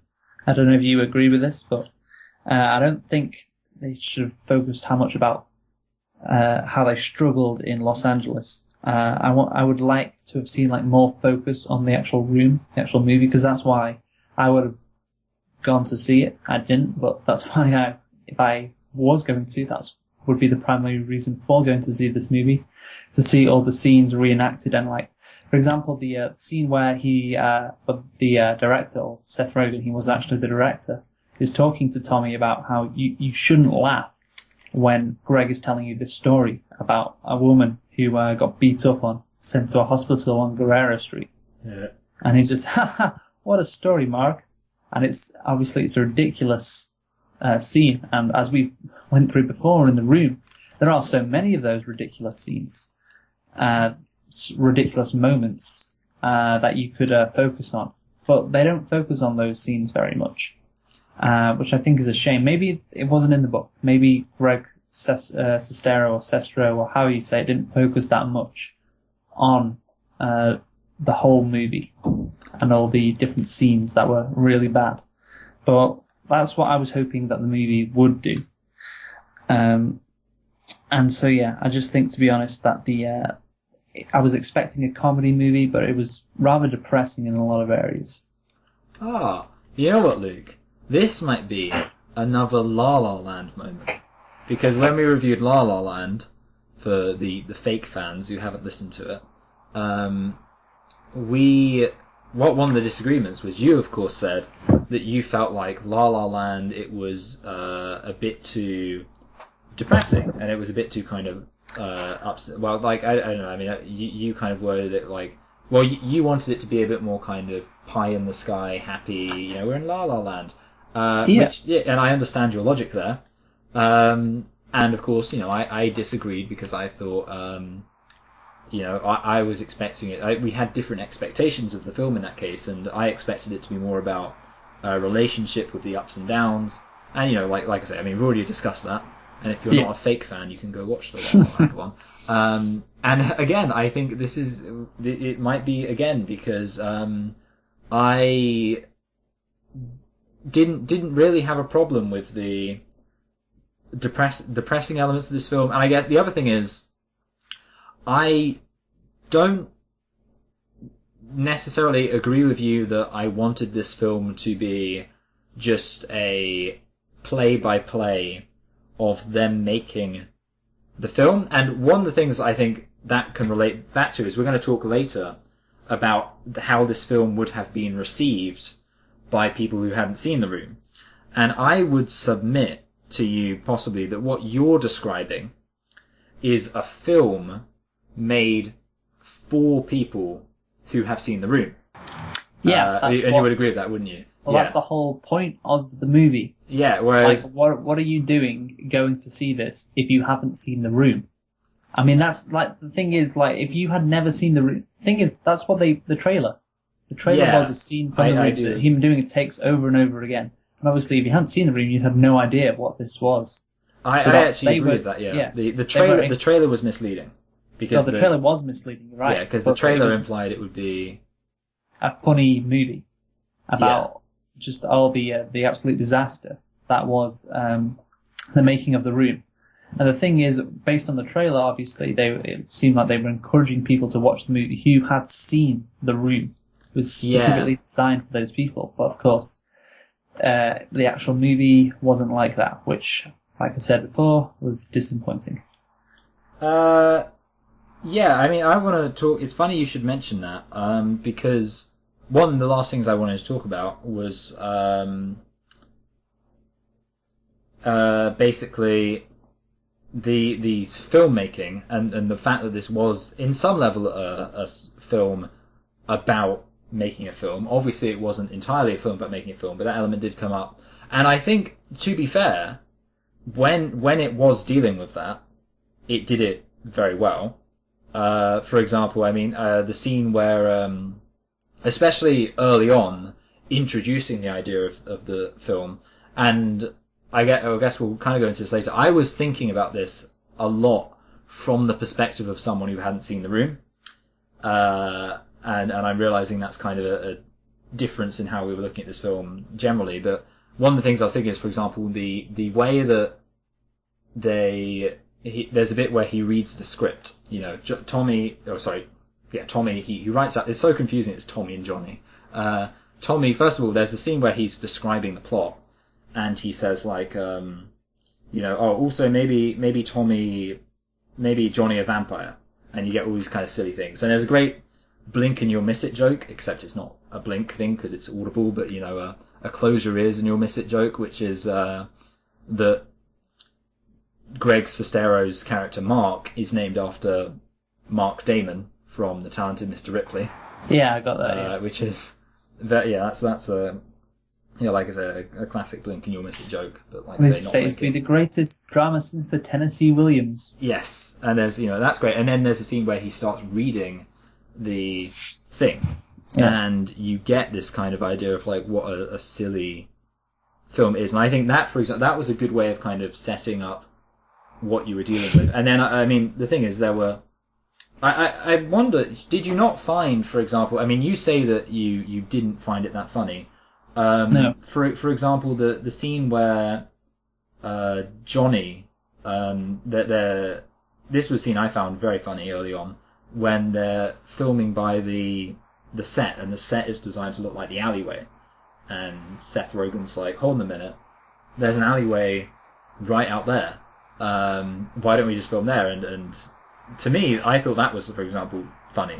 And I'm wondering, number one, my first question is, did you find it funny? And my second question is, if not, was that because of your criticism that you think this film had too much kind of weight to it in terms of the way the character was dealt with? Yeah. So, are you talking about that particular scene? Well, I guess the thing is, there were like a few scenes where I could see how your opinion of the character would affect whether or not you found it funny. For example, the opinion of? For example, I'll give you an example of what I'm talking about. Okay. The scene with the woman who plays Lisa in bed, where Johnny says, cover up this disgusting body. For example, that is a scene where, depending on what your opinion is of the character or how you feel about the character, I imagine that would affect how funny you found it. If you viewed it, I was going to get onto that scene. I want to talk about it now. Basically, okay, I'll talk about that scene. So, in addition to this movie, I think not focusing enough on the funny moments of Making the Room, I think some of the moments like that scene, actually, I didn't find that scene that funny. And obviously Tommy he's meant to be like a prick, an arsehole, on set. And, obviously not getting, insulting Lisa. Not getting them water. You're not getting them water, that's what I was going to say. Yeah. And the thing is, it doesn't, I was watching it and I didn't find it funny. It was like, oh, this guy's such a dick. And I think that was because of the way it was portrayed.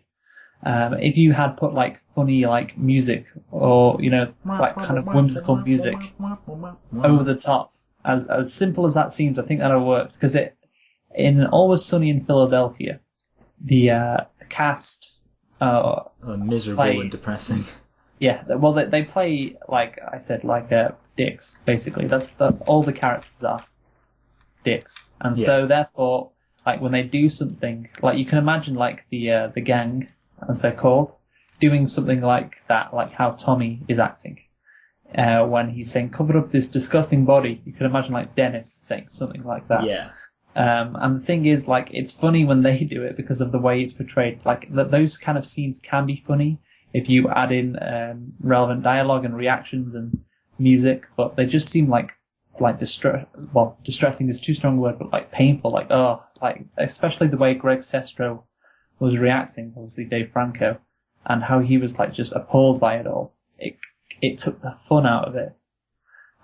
When the old lady faints, that should be a funny moment, but it's not, because of how the characters react to it, and how at the end of the day you just come across as Johnny being a monster instead of, oh, this is hilarious. Look at how what a disaster this set is.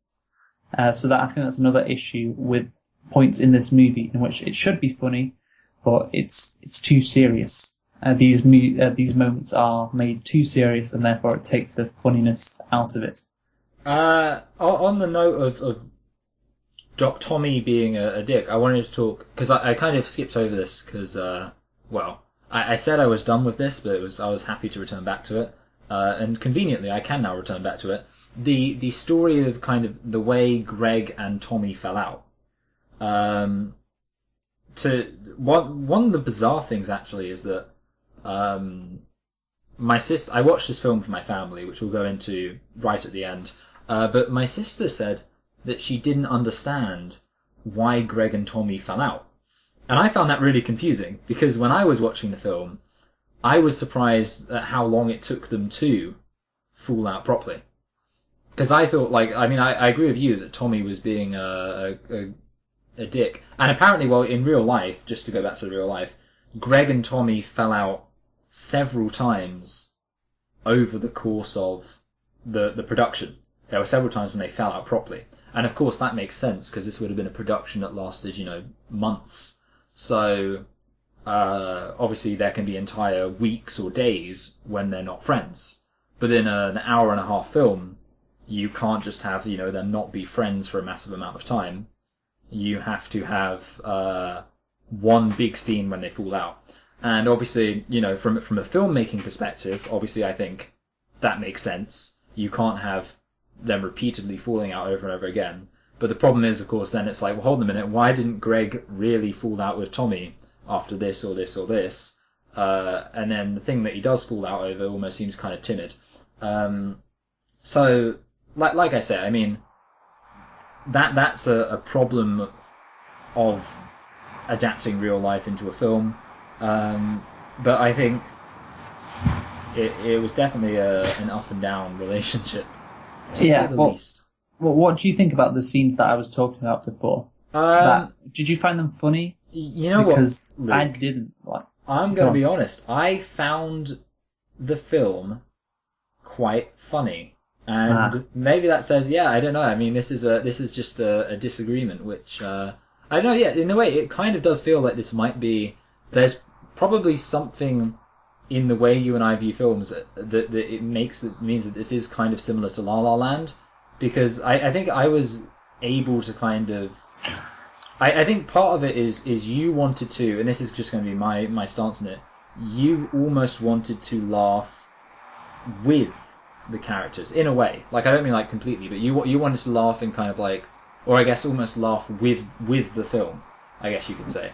Whereas my stance on it was more, that there were moments where I was kind of laughing at the film and laughing at the absurdity and sort of misery of it all. But no, I disagree. I couldn't laugh at it. I wanted to laugh at the making of the film. I wanted to laugh at Johnny.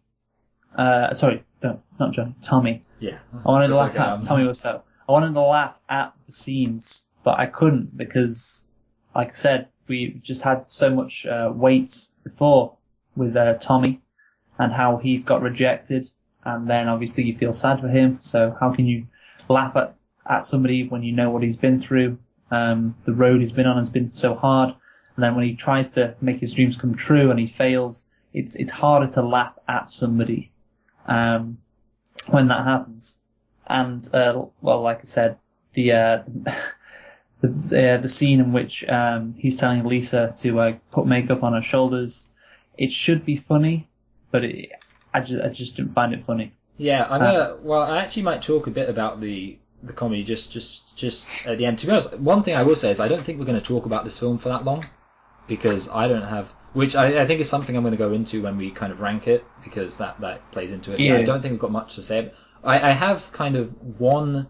See, I have a criticism of this film, and quite a significant criticism. Okay, but it's not the film you've given, the criticism you've given. And this is actually the last thing I have to say, kind of generally, which is my one criticism is that I felt the ending lacked subtlety. And what I mean by that is the premiere, they're watching it, and these scenes come up, and it cuts to the audience, and they're laughing, but they're laughing in the most over-the-top, cheesy way. And again, like, that's the thing for me, I mean, it's not really, I mean, like I said, I say it's a criticism. I wasn't like, oh, this film sucks because of it, but I was thinking, like, it's kind of stupid, it was kind of, like, silly, that they were, like, laughing. You could tell that they weren't actually, you could tell the laughter wasn't natural, I guess is my question. Yeah, the laughter's not natural, you're right, but yeah. I did actually enjoy the ending. I enjoyed the ending. The interesting thing is, and this is actually a good segue into what I wanted to talk about as a large part of our discussion. Well, just one thing before. Did you find the scenes in that Lisa scene that I'm going to bring up again? Did you find it funny? I was just about to mention it with regard. I'll mention it. Okay. Yeah, I've got that's in the thingy. Okay, go on. But yeah, it's one thing. So the ending in real life, and this is me segueing into that. Of course, it wasn't that simple. What happened is Tommy had this screening, and people watched it, and like some people laughed, some people kind of enjoyed it, but it wasn't an entire crowd roaring with laughter. And a lot of people, for example, left because they didn't like it. A lot of people were just embarrassed. And then what eventually happened is, of course, the few people who saw it and did enjoy it in the way that you and I enjoy The Room, they kind of would obviously then spread the film, and lots of other people saw it, and slowly Tommy found out that there was this cult following for his film, and these people who liked his film as kind of like a joke. And obviously I think that showing that just wouldn't have been cinematographic. That's what I'm looking for. It wouldn't have been cinematographic to show a slow, that wouldn't have worked. So you kind of had to have this scene in the premiere where everyone just flips on a dime, and Tommy comes out and he goes, "Thanks for liking the comedic movie that I made on purpose," like that. And obviously it's not realistic. I agree with that. They had to do it like that. Yeah, they had to do it like that. It wouldn't have made sense to have it just like a complete, because the actual premiere was just whatever, and then eventually, but yeah. So I think about that. I'm going to talk about the embellishing now, just because I think it's one thing I want to say is that according to the article I read, it is largely true. Pretty much, like, a lot of the stuff is just verbatim from interviews with people and Greg Sestero's book, of course. There were a few things that weren't quite shown in this. For example, the production actually went through 3 whole crews worth of people in total because of Tommy Wiseau firing people. So in the film, it's split into, you've got 2 main characters. One of them's Seth Rogen. The other guy is in some stuff, but I don't know his name. But yeah, they're the 2 kind of main characters who are antagonistic towards Tommy, and they're kind of the ones who argue with him most. And they're also the only 2 people who are shown getting fired. In the actual thing, 3 whole people were fired, but again, of course, 3 whole crews were fired, and I assume that's not all in one go, but progressively. And of course, again, that's an example of it makes sense over a shoot that lasts several months. Doesn't make sense in an hour and a half film. You need characters to get used to again. So complete that off. The other thing, and this is the one that I possibly find the most interesting, is also the last thing I have actually that's kind of embellished. And I say embellished, almost entirely false. So there's a scene where Greg Sestero meets Bryan Cranston, and Bryan Cranston says, "Hey, would you like to play a lumberjack in Malcolm in the Middle? Because you have a beard, and your beard, makes me think of being a lumberjack." The actual reason in Greg Sestero, what that kind of scene is taking from Greg Sestero's book is Greg Sestero didn't want to shave his beard off. So in the book, nothing to do with Bryan Cranston. Yeah, in the book it's just, I didn't want to shave my beard off. And of course, James Franco, I guess, said, well, it's boring, him just not wanting to shave his beard off. No, we're going to have to make it so he got this job, this offer in this thing. I was going to ask if that was fake, because that seemed very fake. Yeah. The interesting about it, well, I'm kind of, the reason he didn't want to shave his beard off, actually, is because he wanted to keep a beard for the entire film shoot. Because that way, when the film came out and was terrible, he could just shave his beard off and no one would recognise him from the film. That's smart. But yeah, obviously, like I say, it's the only problem I have with that film is that scene is that it makes Tommy look a lot more unreasonable than he needed to. Because if it's just, I don't want to shave my beard off, well, you've got to shave your beard off. But obviously when it's like, you can't get this. But again, the thing is, obviously, there are other scenes where Tommy seems unreasonable. So it's not as if they've completely, assassinated his character. Yeah, I don't have that big a problem with it. Yeah, although I do think, for example, that was a scene actually that did make me feel like, especially if it was true. Knowing it's not true kind of affects things a bit differently, but that was a scene where I kind of wasn't necessarily enjoying it, because it did seem a bit like, okay, basically he's doing something pretty horrible to his friend, and that's not, enjoyable to watch. That's everything I have to say about the film before we go into my little experiment. So, like I say, we didn't have that much to talk about, but we'll go through my experiment, and then, to be honest, it's still going to end up being about a 2-hour review, because we did the room. Yeah. So are you happy to listen? Yeah. So, well, obviously... shall we just talk about the concept, obviously? Yeah, okay. Well, the concept of the bit. Okay, well, yeah, just to set it up. So, obviously, I would think this movie only works if you've actually seen The Room. Because, it's quite an unusual concept, a movie about a movie. And I think if you haven't seen The Room, I don't know if it's fair to criticize it, but I just tell me what your family so thought. the idea is, when I was watching this film, I was thinking to myself, I wonder what people would think. Because the thing is, I mean, one of the reasons is that it's been speculated that one of the reasons they had a star-studded cast is to attract mainstream audiences.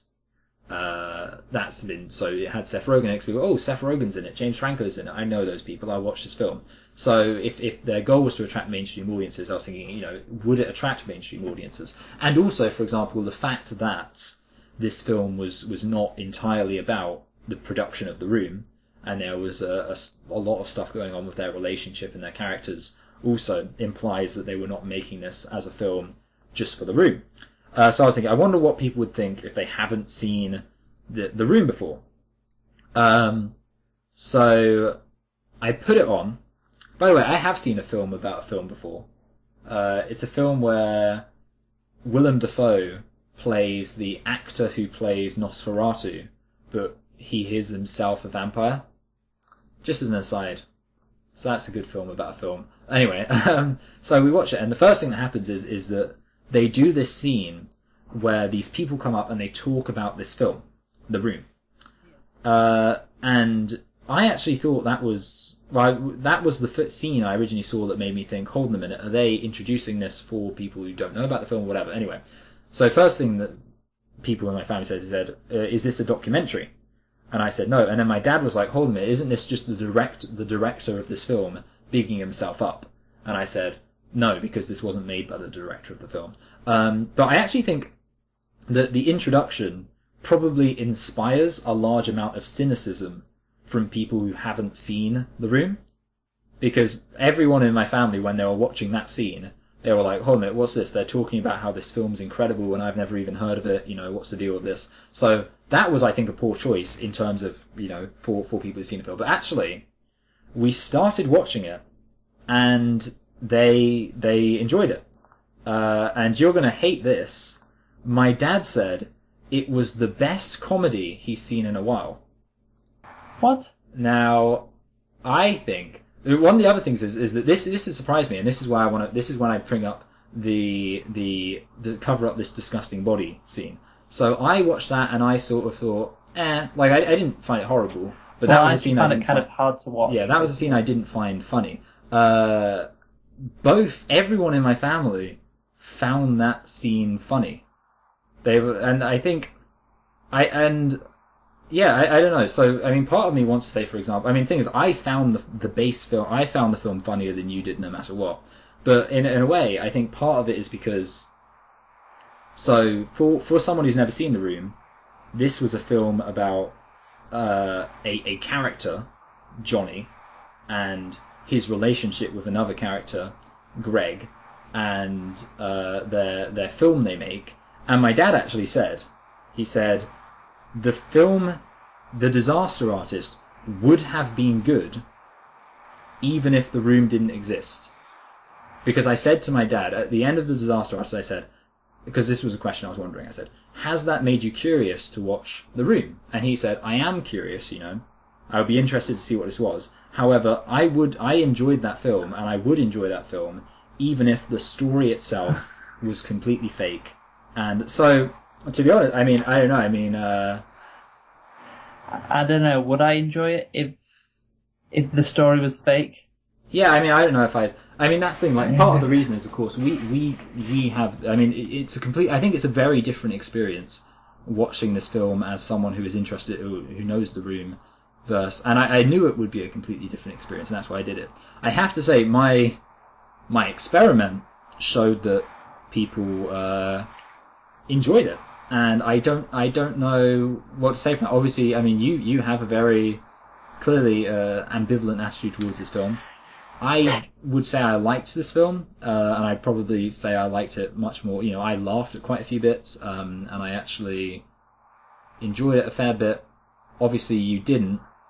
I was just, I think overall, I was just disappointed because I was expecting much more. Yeah, I can hear that. I think overall, the movie was about a relationship between two characters, and it focused on that a lot rather than the actual making of a movie, which was The Room. And I wish it had been more about the latter. Yeah. I don't really care about Greg Sestero and Tommy Wiseau. Okay, yeah. So I think I think that's kind of an example of a quite subjective difference. I think because obviously, I mean, you had your expectations of what this film was going to be, and I think, to be honest, as far as I'm concerned, Luke, we're wrapping up early, and I will discuss us wrapping up early when I kind of talk about my opinion on this film, like generally. Yeah. But would you like to summarize the film and just give us a rating?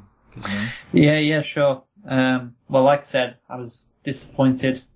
I think I'd cut about 15 minutes from the beginning and add those 15 minutes into scenes of making of The Room. That's what I do. I think that would make the movie more enjoyable, at least from my perspective. I think also... Did I just hear a door? Someone just opened the door, but it's fine. Okay. So where was I? So the thing is, I wish the movie would care less or give less time to Tommy, and therefore I'd care less about Tommy, so when he fails I find it funnier. And I think, that would make the movie better. Also, I think, to be honest, if they used my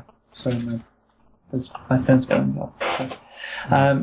So, also, I think what would be useful is if they use the flash forward at the start to show what maybe audiences were in for. Obviously, they had that bit where actors and Hollywood people were talking about the movie.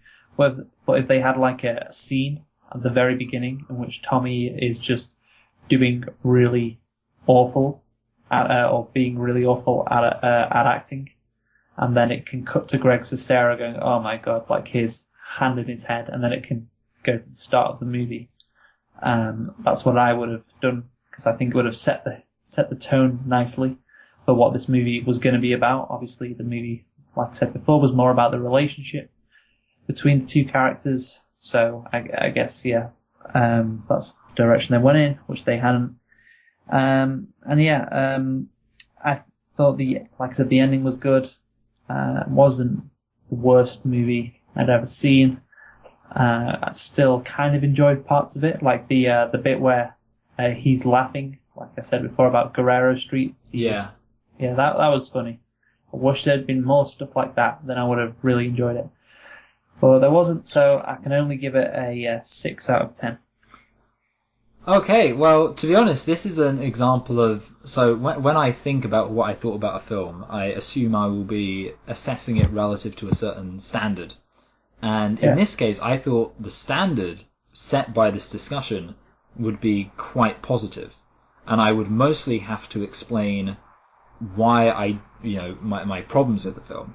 Now, I misjudged it, and the standard set by this conversation has been, I think, more average and middling. So first of all, I am going to explain why I did quite enjoy this film, because I do think I think 100% the message that people should take away from this podcast is a mixed one, and possibly the most mixed we've given, because I think that I did really enjoy this film, and there were quite a few moments when I laughed, and I would possibly, I would say that it is the most, I would say it is a comedy. I would disagree with you in saying that I actually am happy calling this comedy. And again, of course, the thing is, comedy is subjective. So I can't say, watch this, you will find it funny. And obviously I can't say that because, for example, but I think obviously, it depends on the type of person you are. And I guess I don't know what type of person anyone is who's listening to this. All I can say is, I watched it and I was able to find it quite funny. And also the people I watched it with found it quite funny. I was happy with the fact, I think I had a different expectation going into this than you, and I agree with you that the film, especially the trailer with the Oh Hi Mark scene, that really set up a very different kind of thing about what this film is going to be. Yes. And I think I already expected that this film was kind of going to ride the lines. And what I mean by that, it was going to be 50%, or what I guess you'd say 50%, trying to get in the Room fans who wanted to see a kind of film that was very much celebrating the Room and things like that, but 50% trying to bring in people who had never seen, or people who hadn't seen the Room, people who would just go into a theatre, and, because there are some people, I don't understand this, but there are some people who just decide they want to go to the cinema and decide what film to watch on a whim based on the fact they want to go to the cinema. I'm one of those people who decides I want to watch a film and therefore go to the cinema. There are other people who decide they want to go to the cinema and therefore watch a film. And those types of people, maybe they'll go to a cinema and they'll see, James Franco's Seth Rogen, in this film, The Disaster Artist. And I think this film was made in some sense for those people, and that's definitely where the relationship element comes in, this relationship between these two people. Yeah, and by the way, I love how you say disaster artist. Right, disaster artist. Accents. Anyway. What do you mean I have an accent? But this is actually the biggest compliment I'm going to pay this film, and it's going to be an official hot take, based on what you said about this film. For Better me, than The Room. This film it's better than The Room, but for me, this film has kind of replaced The Room. And what I mean by that is I'm not a massive fan of so bad it's good films. I like some of them, but for example, I made a joke earlier in the podcast about you and I starting a show called The Best of the Worst, which is of course an actual show that exists for those who don't know, but The Best of the Worst, if you came up to me and said, let's do The Best of the Worst, or, if for some reason we could get away with it and it wouldn't come across completely ripping someone else off, if you came up to me and said, hey, good news, there's been a time warp and The Best of the Worst, the TV or the internet show, has never existed, let's start it, I'd be like, no. And I'd be like, no, because, I like some so bad it's good films, but I would not want to have an entire web show where we're just reviewing so bad it's good films. See, I would kind of love that. Yeah, I think, and that's the thing. Yeah. So for me, and to be honest, I think a bit like Dylan, actually, because I got the impression when we were talking to Dylan that he did not love watching The Room. He was kind of, I don't know, he was saying like that he was a bit bored during The Room, whereas he wasn't bored during Birdemic. And like I said, I really enjoyed watching The Room the first time, and I kind of enjoy it as a phenomenon, but I would not be one of those people who encourages people to watch The Room. However, I think that based on the reaction I got from people, what my experience with watching The Room is that The Room is interesting because it's this completely crazy guy, Tommy Wiseau, and you experience kind of a bit of his character through this absurd film he made. And with that in mind, I have to say, like, if that's what your interest is in The Room, which is personally what my interest was in it, The Disaster Artist gives you kind of that and more. It gives you a window into this guy called Tommy Wiseau. And again, I think, so what I would say about The Room... The Room. What I would say about The Disaster Artist is that it's a character study, and I'm sure you'd probably agree that's quite inaccurate. It's about this guy called Tommy Wiseau. Yes. And, there's his character, for example, that he wants to do things... It's almost like he cares about making a film in kind of the way, like, for example, he wants to build a set, even though there's an alleyway right outside. He treats his workers, or his kind of crew, terribly, because that's what the great filmmakers does. He has this idea of, I'm a filmmaker, and I'm going to do it the filmmaking way. And I think that's an interesting character to me. But yeah, obviously I've rambled a bit about what I liked about the film. And again, I just want to reiterate, definitely, I think this is a very subjective thing because it is kind of a comedic film. Obviously I think it's a comedic film, and you don't think it's a comedic film. And it's a classic example of, it's a very subjective issue. So I don't think either of us are going to change each other's minds. I would say I basically enjoyed the film, and I would expect that other people would enjoy the film, but obviously you would probably say that you thought the film was okay. And, so the one thing I do want to say is, why I don't think this film... So, I will say this. because this is where I was relatively comfortable placing the film here. I think I'm now no longer, well, now this is a hot take officially. I would place this film above Zootopia, because I thought this film was more interesting than Zootopia in terms of the characters, and I actually found it funnier than Zootopia. Although I wouldn't necessarily say I found it funner than Zootopia. And obviously you would have put it, I guess, around Dunkirk. So I put it lower than Dunkirk. Like, what was Dunkirk for you? 7. Okay, I didn't remember that. Okay, yeah. So yeah, you put the Disaster Artist next to The Room. Yeah, they're next to each other in my ranking. Although there's a fair bit separating them. Whereas for me, yeah, I put it at Zootopia. Now, the number 4 place is Get Out. I think nothing in the world would annoy you more than if I were to put The Disaster Artist above Get Out. And I'm not going to. Yeah. Yeah. Okay, that would have been crazy. Yes, I know. But yeah, I mean, one of the things I want to talk about is last week I said, of course, that my top 4 films, the top 4 films I have so far, are really good films. And I kind of just want to, I mean, this is kind of redundant because I don't really need to convince you that this film is not better than Get Out. But just for the record, this film is fun. I would say of this film, it is a fun buddy comedy about people making a film. Now, of course, I'm pretty sure you would agree with almost every other word I said in that sentence, but that's my opinion on it. Having said that, I think it's not a substantial film, and it's not a film you can really dig your teeth into. And, you know, again, compare it to Get Out, Arrival, Moonlight, La La Land. Those are films with these grand themes, fantastic cinematography, and that's why, I mean, when you said it's not a disaster, but it is an art, one of the most valid criticisms I've heard of this film is that James Franco, he has directed a lot of films, and most people don't care about his other films, and that's because James Franco is not a good director. He had a great story, I think, in this one, and of course this is Greg Sestero's story from the ground floor. I think he had a very good story with this one, but this film was not art. It wasn't using the medium of film for artistic purposes, and I think you probably agree with that.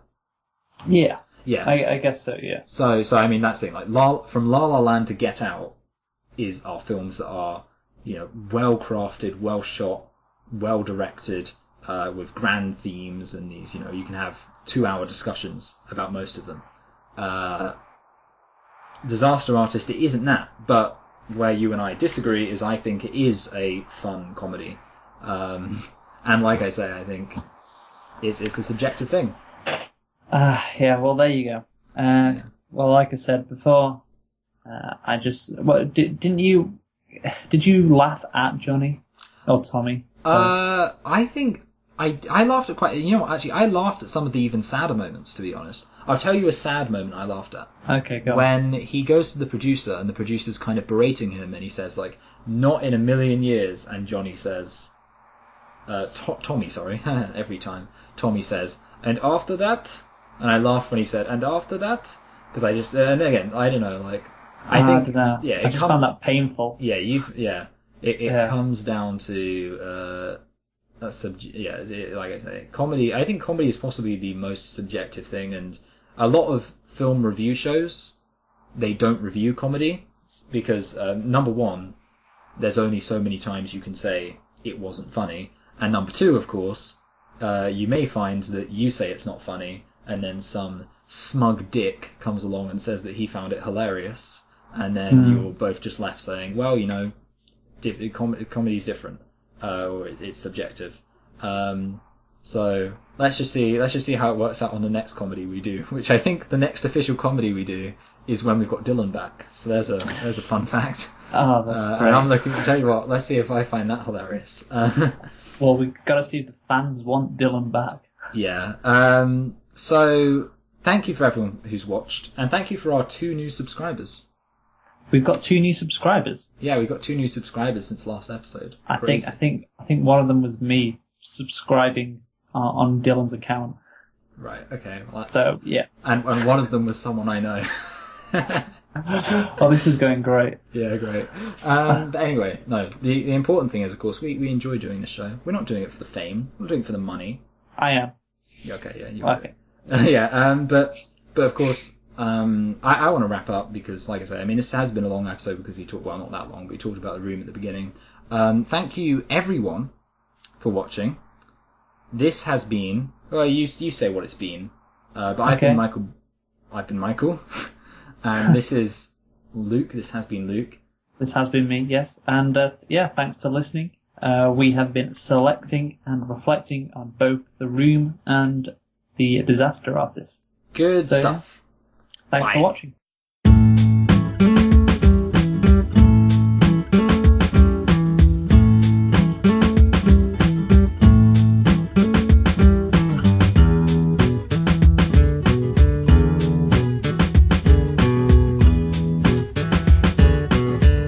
James Franco, James Franco, James Franco, James Franco, James Franco, James Franco, James Franco, James Franco, James Franco, Seth Rogen, Seth Rogen, Seth Rogen,